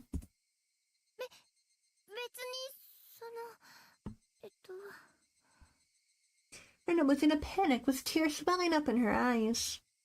But it was obvious that she had been following me. ケイイチくんがお休みしたからレナもお休み。関係ないだろ。俺なんか気にしないで遊んでろよ。だってケイイチくんのこと心配で。You know how I've been acting up until now? It wasn't hard to imagine that my behavior could have been perceived as strange. So Rena was concerned. At a quick glance, that's how it would seem. But I wasn't going to let my guard down that easily. Even if that was really the case, she still wouldn't have to do something like that to try and tail me. She should have called out to me when I was leaving and gone out right with me. But Rena didn't do that. She kept her distance from me and matched my walking speed. On top of that, she matched the sound of her footsteps and deviously tried to hide her presence from me. Deviously. Ugh. After she realized and I noticed she was there, she held her breath as she tried hiding from me. She wore a timid expression that would force one to take pity on her. But without a doubt, she was tailing me.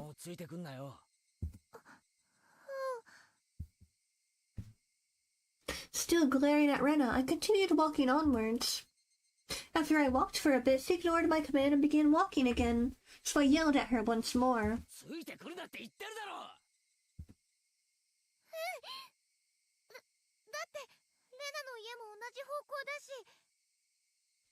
じゃあレナが先を歩けよ。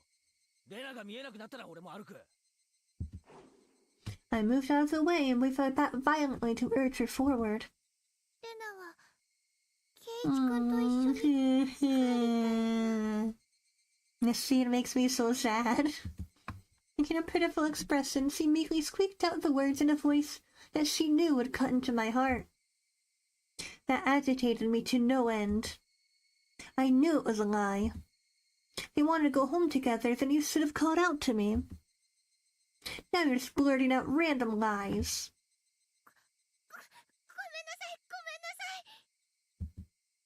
Seeing that the seething anger within me was written all over my face. I mean, yeah. You're being a bit aggressive, Keiichi. Even without me saying anything, Rena had understood what I was feeling inside. Keiichi, did you forget what object you're holding? I swung at the bat, urging her again to walk.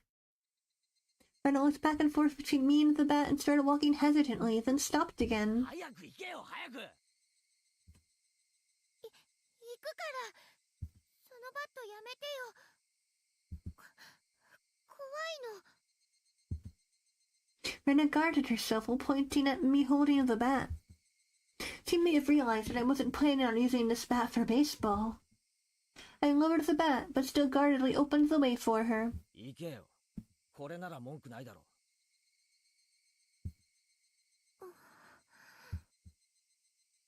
My boy is losing it left and right. Keiichi is going through it. There was nothing else she could protest. She passed by me timidly as to not set me off.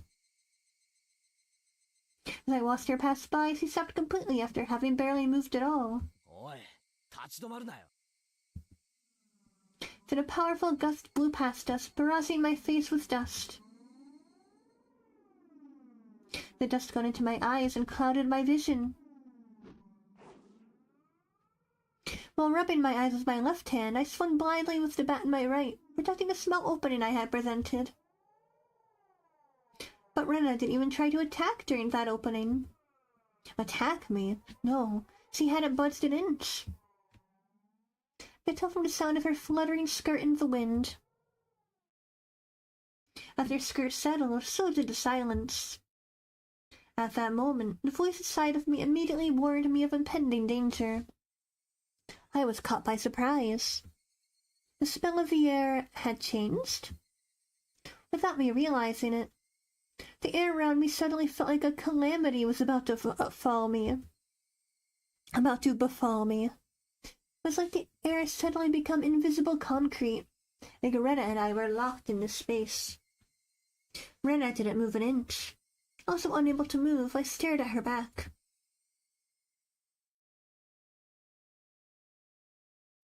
Rena was the first to break the silence. Instantly, she altered her stance.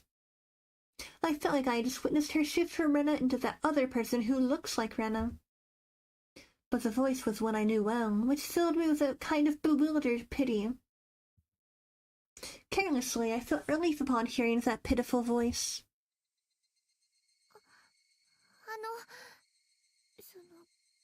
ごめんね。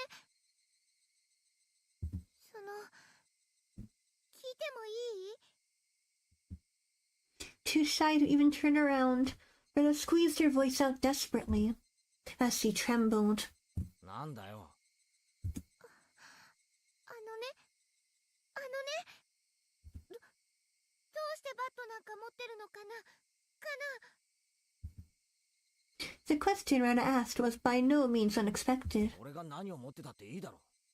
でも、昨日まで持ってなかったし、どうして突然。別に突然でもいいだろ。俺がバットを持ってるとおかしいかよ。だって圭一くん、野球とかしない人だったでしょ。おかしいよ。I couldn't tell what kind of answer she was looking for, and I was getting tired of answering her. 突然野球がしたくなったんだよ。それじゃおかしいか？おかしいよ。He answered instantly, and that annoyed me slightly. 突然野球がしたくなった。素振りがしたくなったからバットを持ち歩いてる。それのどこが変なんだよ。変。おかしい。絶対。なんで圭一くんまで。ぶつくさとうるせえやつだな。俺がスポーツに目覚めるのがそんなに変かよ。I tried to sound a bit more threatening to end the conversation. Until my suspicions about Rena were cleared, I had no obligations to answer her questions. ごめんね。そんなに怒らないで。Rena still didn't turn around and spat out words of apology one after the next. 最後に一個だけ教えて。これ以上話す気も教える気もねえよ。早く行けよ。I yelled loudly at her, causing her to flinch like she had been struck. Seeing her in such a pathetic state caused my heart to ache sorely. But even though she was afraid, she stubbornly kept herself from moving. Before I was able to threaten her again, Rena asked her final question. なんでバットまで同じなの？ Dun dun dun. What did she mean by the bat was the same? I had no idea what she was talking about. お前何言ってんだ？だからなんでバットまで同じなのかなって。何を言ってんだか全然わかんねえよ。もっとはっきり言え。 Even still, Rena didn't turn around. After inhaling deeply, she screamed. だからどうしてバットまでサトシ君と同じなの？ Satoshi. サトシってえ？ Upon hearing that name out of the blue, I became dumbfounded for a brief moment. Why Satoshi? Does he mean the student who transferred out last year? No, that couldn't be. Rena had tried to cover it up by saying he transferred, but Oishi-san told me quite clearly that he was missing. He was the student who sat at my seat until last year. He was believed to have been demoned away by Oyashiro-sama's curse. I didn't know the details about his disappearance. The aunt he lived with was killed at the night of the Watanagashi by a drug addict. Not long after that, he suddenly vanished and was now missing. That Satoshi and I were... What? I gazed thought of the bat in my hands. Could it be? Satoshi Hojo. It's a bit difficult to see, but that was what was written on the white tape at the end of the bat. I see. So this was Satoshi's bat. ああ、これサトシのバットだったんだな。誰も使ってなかったんでちょっと借りたんだよ。いいだろそれくらい。そんなことじゃないの。 The way Rena said that made it seem like his bat was something that should never be touched. It was some sort of offering at a shrine or a memento of the deceased. I could only stand there, perplexed and unable to respond. Rena continued speaking without waiting for a reply. サトシ君の時とどうしてそんなにまで同じなの？ Rena was talking about more than just the bat belonging to Satoshi. サトシ君もそうだった。野球チームには入ってたけど、本当は野球なんか好きじゃない人だったのに。それが俺とどう関係が？サトシ君もある日突然バットを持ち歩き始めたの。チームに入ってただけでスポーツなんかしない人だったのに。 What about it? I closed my mouth before I could say that out loud. Listen carefully, Keiichi. Rena's trying to tell us something important. サトシ君もね、ある日突然一人で登校するようになったの。ケイチ君みたいに。そしてね、ある日突然素振りの練習を始めたの。ケイチ君みたいに。そしてね、ある日突然バットを持ち歩くようになったの。ケイチ君みたいに。そしてね、ある日突然。Then one day he suddenly... What? Rena had swallowed her words. Then a sudden silence brought a hush back to the surrounding area. Within that I could finally digest the content of the entire conversation. As he was saying, my chain of actions was exactly the same as Satoshi's. What was the meaning of this? Up until just now, I'd forgotten all about Satoshi. I never paid much thought to him in the first place. Not only that, I didn't even know anything of what he'd done. My actions today should have been my own creation, after all the planning I had done. But they have been the exact same as Satoshi's. Then Satoshi, no, more importantly, if both Satoshi and I acted the same, then there was a really good possibility that what happened after would be the same. レナ、ある日突然サトシはどうしたんだよ。 Rena knew. She knew what became of Satoshi. No, forget about what happened to a guy in the past. Rena knew it was going to happen to me. 答えろよ、レナ。サトシはどうしたんだよ。 With that, I grabbed Rena's shoulder violently and forcibly turned her around to face me. As I faced her, I felt a jolt travel through my entire body. 言ったよね、ケイチ君。 With that person that I didn't know. This definitely wasn't the Rena Ryugu I'd been talking to up until now. The voice just now didn't have a trace of the trembling or emotions that it had before. The amount of regret I felt for turning her around so carelessly was unsurpassed. That gaze that pierced like a cold needle. The smile on her face that evoked an image of having been carved out by a knife. Chills went down my spine. My mind froze under a layer of rime. Both of Rena's eyes pierced through mine, leaving me unable to look away. As if to remind me of the fear from that time before, Rena brought her face close to mine, so close that I could feel her breath. Her face had filled my entire field of vision. Then her sharply shaped lips grew even sharper, like the curve of a crescent moon, and she grinned. 言ったよね、ケイチ君。 After a short pause, Rena repeated the same words again. サトシ君はね、転校しちゃったの。 Transferred? Meaning what? What Rena meant must have been some new definition of transfer that I was previously not aware of. My throat and lips dried up. Couldn't even acknowledge what I had just heard. All I could do was swallow down my own saliva. It seemed that Rena saw that as a nod. She pulled her gaze back and sprightly stepped back 2-3 paces. As she did, my legs gave out and I fell to my knees pathetically. Rena and me on my knees underneath her emotionless smile. It had to be a very odd sight indeed. Seeing me in that pathetic state, she neither scoffed at me nor held out her hand. I could neither stand nor escape with her gaze shooting through my eyes. It was undoubtedly a metal bat in my hand.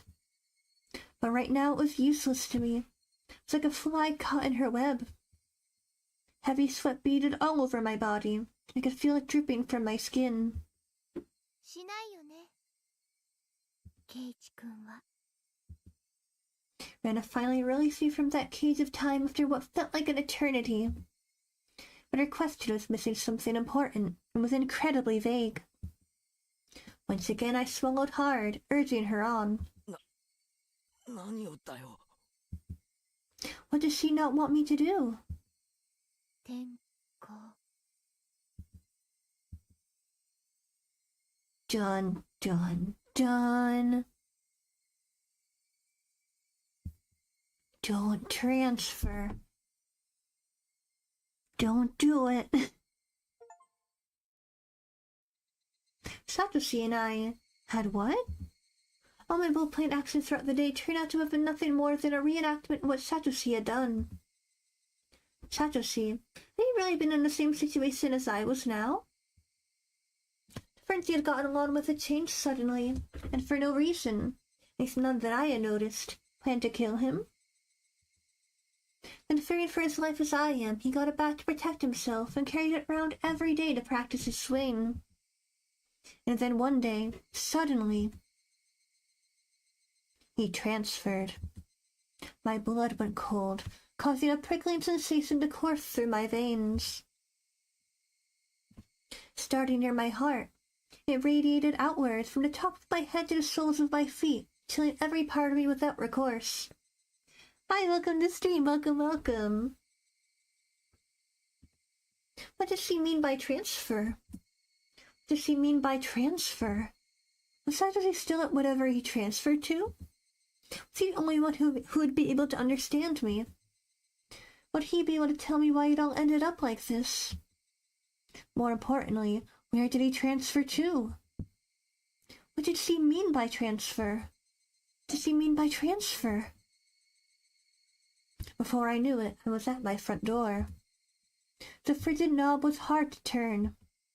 Was nobody home? It wasn't that odd of an occurrence. I reached into my pocket and pulled out a single key attached to my first seal keychain. Oh my gosh, the first sealed keychain. A reminder of a simpler time. Gosh. I stepped into the entryway. Just as I was about to take off my shoes, a chill ran down my spine. Someone had entered right behind me. A classmate messing around, standing right up against my back. You're kidding, right? Had to be my imagination. Logically speaking, it was impossible for someone to be able to hide their presence within my personal space all the way through the door. But there was undoubtedly someone behind me. Hey now, Keiichi. How do you know they're there even though they're behind you? Because I could hear the sound of flowing hair. There's no other reason I'd hear that sound. That was the presence. Because I could hear the sound of them blinking. Keiichi Maebara, there's no way you could hear that. My most base instincts were warning me of the presence. Common sense was telling me that it was just my imagination. It was just my imagination. There was nobody behind me. I began to erase the mental image of an eerie figure standing behind me. But at the same time, I asked myself, if there was nobody, then what was I feeling? As an uncomfortable sensation crawled up my spine. Actually, wouldn't it be better if there was somebody there?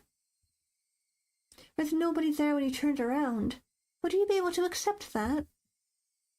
I'd be able to answer all those questions just by looking behind me. But I didn't have enough courage to even do that simple task. Oh right, I could try speaking to them. The person behind me might answer me. It was a random thought. I didn't care how I went about it, just so long as I didn't have to turn around. If I had calmed down and thought about it, I would have known that it wouldn't have solved anything. どなたですか?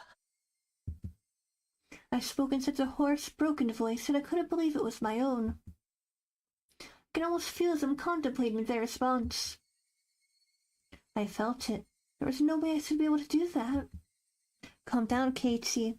It's all in your head.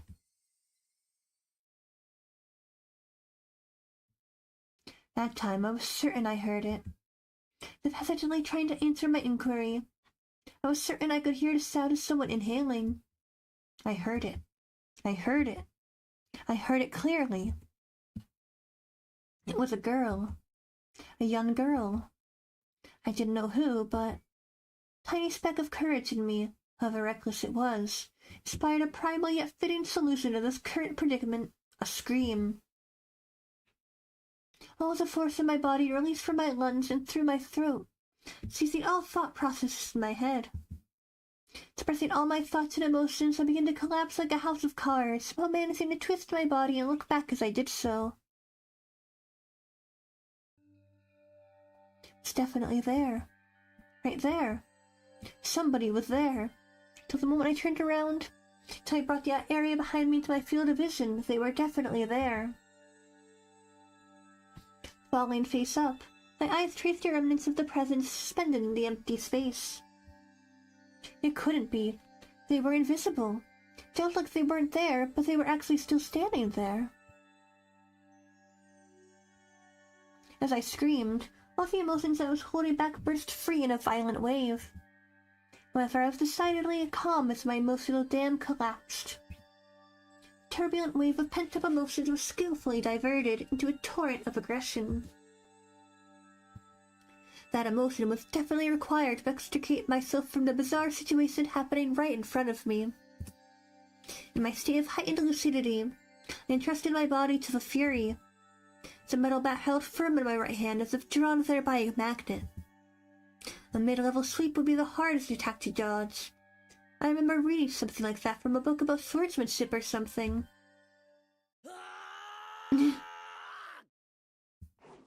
I brandished my will to fight. The afterimage of the amalgamation of metal flashed as it swung from left to right, beating against the entryway. The bat slammed into the right wall, the tip rebounding violently. Very calmly, I transferred the force of the rebound into a sweep to the left. The door of the shoe cupboard was split into pieces. With two swings whipped through the empty space, I seemed to have great psychological impact on the enemy. It feels a panic emanating from that space. The attack wasn't the only thing required. I extracted the bat from the cupboard it was embedded in, and screamed as I spun my entire body around in a large arc. My scream shook the air, fueling my ferocious swing with even more destructive power.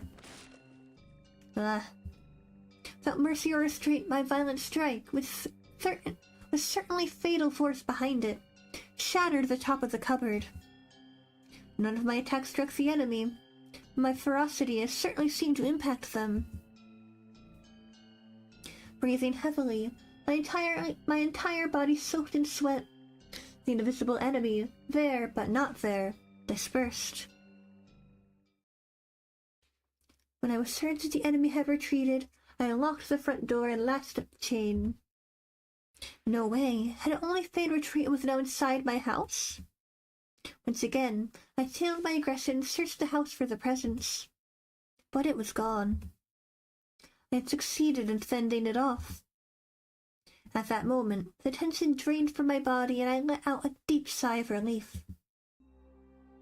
All of the emotions I've been holding back chaotically merged together and began to flood out. A hodgepodge of fear, accomplishment, and disbelief all mixed together and began to flow through my body. Unable to deal with each individual feeling, I beat them all back with the strongest, exhaustion. Even in this moment, I remained composed. After checking that all the doors throughout the house were locked, I went up to my room on the second floor and closed the curtains. I straightened my back and tilted my head back a little. After clearing my mind of all my idle thoughts, I managed to calm down even more. What was that at the front door? There's definitely something there. Thinking about it, maybe it was just an apparition I dreamt up in my confused state, but I really didn't think that was the case. Calm down, Keiichi Maebara. Compose yourself. But no matter how calmly I thought about it, what just happened wasn't a figment of my imagination. It was obviously a supernatural phenomenon, and without a doubt, something was behind me. It wasn't some sort of illusion I saw amidst my confusion and disorientation. Proof? I had just one piece. When I asked who is it, they inhaled as if they were about to answer. That sound had clearly reached my ears. The situation I was in right now was still unclear. Either I had been possessed by a supernatural phenomenon known as Oyashiro-sama's curse, or this was a ruse by the villagers who believed in it and were imitating it. Either way, their motives were unclear. The roundabout way it had been done was also still a mystery. If it was perpetuated by humans, that would mean admitting that it was Rena and the rest of them doing it, but it would be solvable. Oishi-san and the rest of the police would certainly arrest my enemy. But if it was a manifestation of Oyasuro-sama's curse, I wondered what will happen. Oishi-san very clearly declares that curses don't exist. At that time, those words were pretty dependable. As things were now, with the rising possibility that the perpetrators were not human, he suddenly seemed quite unreliable. I told Oishi-san that the work of Oyasuro-sama's curse. What would happen? I couldn't imagine his reaction, but it would go without a question that a void would expand rapidly between myself and Oishi-san. With me having so few allies to begin with and not being able to confidently declare whether or not this was a curse, there was no merit to doing that. I'd better keep the facts of what happened as a doorway to myself. Would be better if I didn't add what happened here to the memo behind the clock. There was still the ever so slight possibility that I was actually confused when I thought I was composed. I was just going berserk in the entryway. How wonderfully would that be if it was really what happened? I would be able to refute Oyasuro-sama's curse. But if I denied Oyasuro-sama's curse, then that would mean admitting that Rena and the rest were the perpetrators. If I said that Rena and the rest weren't the perpetrators, then that would mean believing in Oyasuro-sama's curse. By denying both of those, I would be admitting that I myself was losing it. The three options for which I couldn't choose became a trilemma of sorts. And mixed together formed a whirlpool in my mind, making my head spin. Once again, I straightened myself and leaned my head back slightly to cool myself down. Calm down, Keiichi. Accept what has actually happened as reality. Stop thinking of anything more than that. But I couldn't help but think of it. How wonderful it would be if it turned out I was delirious and everything up until now was a figment of my imagination. Oyasuro-sama's curse wouldn't exist, and I would still be bestest buddies with Rena and the rest. Oh, how I wish you could still be bestest buddies. I would have to be crazy. That was the first time in my life I'd ever wished for such a thing.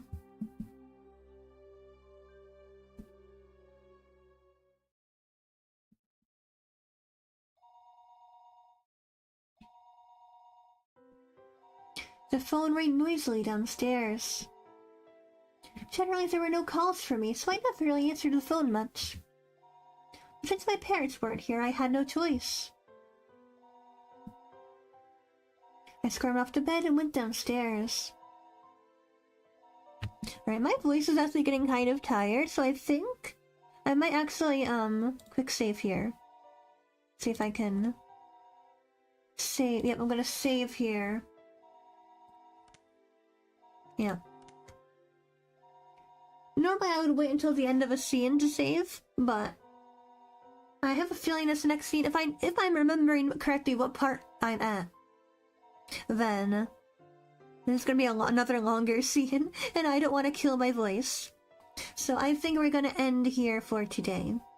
We'll save here, and then exit game.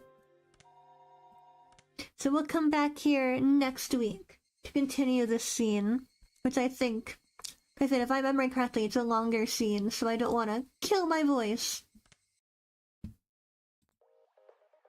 So we'll wrap up here for today. Thank you guys so much for joining me. I hope you guys had a lot of fun. We are getting into lots of crazy stuff going down in Higurashi, Chapter 1, Onikakushi. Like I said, I'm pretty sure we're coming up to one of my favorite scenes in the chapter. But I would rather do the scene when my voice is not, like, dying. Like, my voice is not dying. I could probably keep going, but I'd rather preserve my voice if possible. Since we've had a lot of reading today. And we made it to a lot of iconic scenes, and I want to save some more iconic scenes for next week. So definitely don't want to miss out for more higurashi next Thursday, same time, of course. Thank you guys so much for hanging out. Of course, if you haven't already, I would love it if you would subscribe and hit the bell icon to be notified when I go live next. If you want to follow me on social media, I would say check out the link tree below, but according to someone in chat earlier, my link tree is not working. So I'm gonna have to investigate that and figure out why my link tree is broken. But all my links are also in my channel description.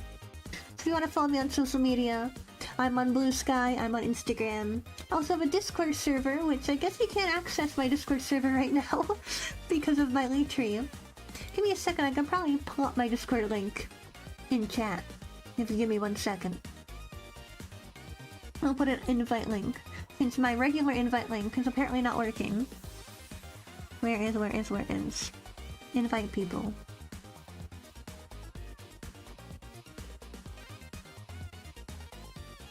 Alright, here we go. Let's see, this invite link should work for right now. If you wanted to join the Discord server, it's right here.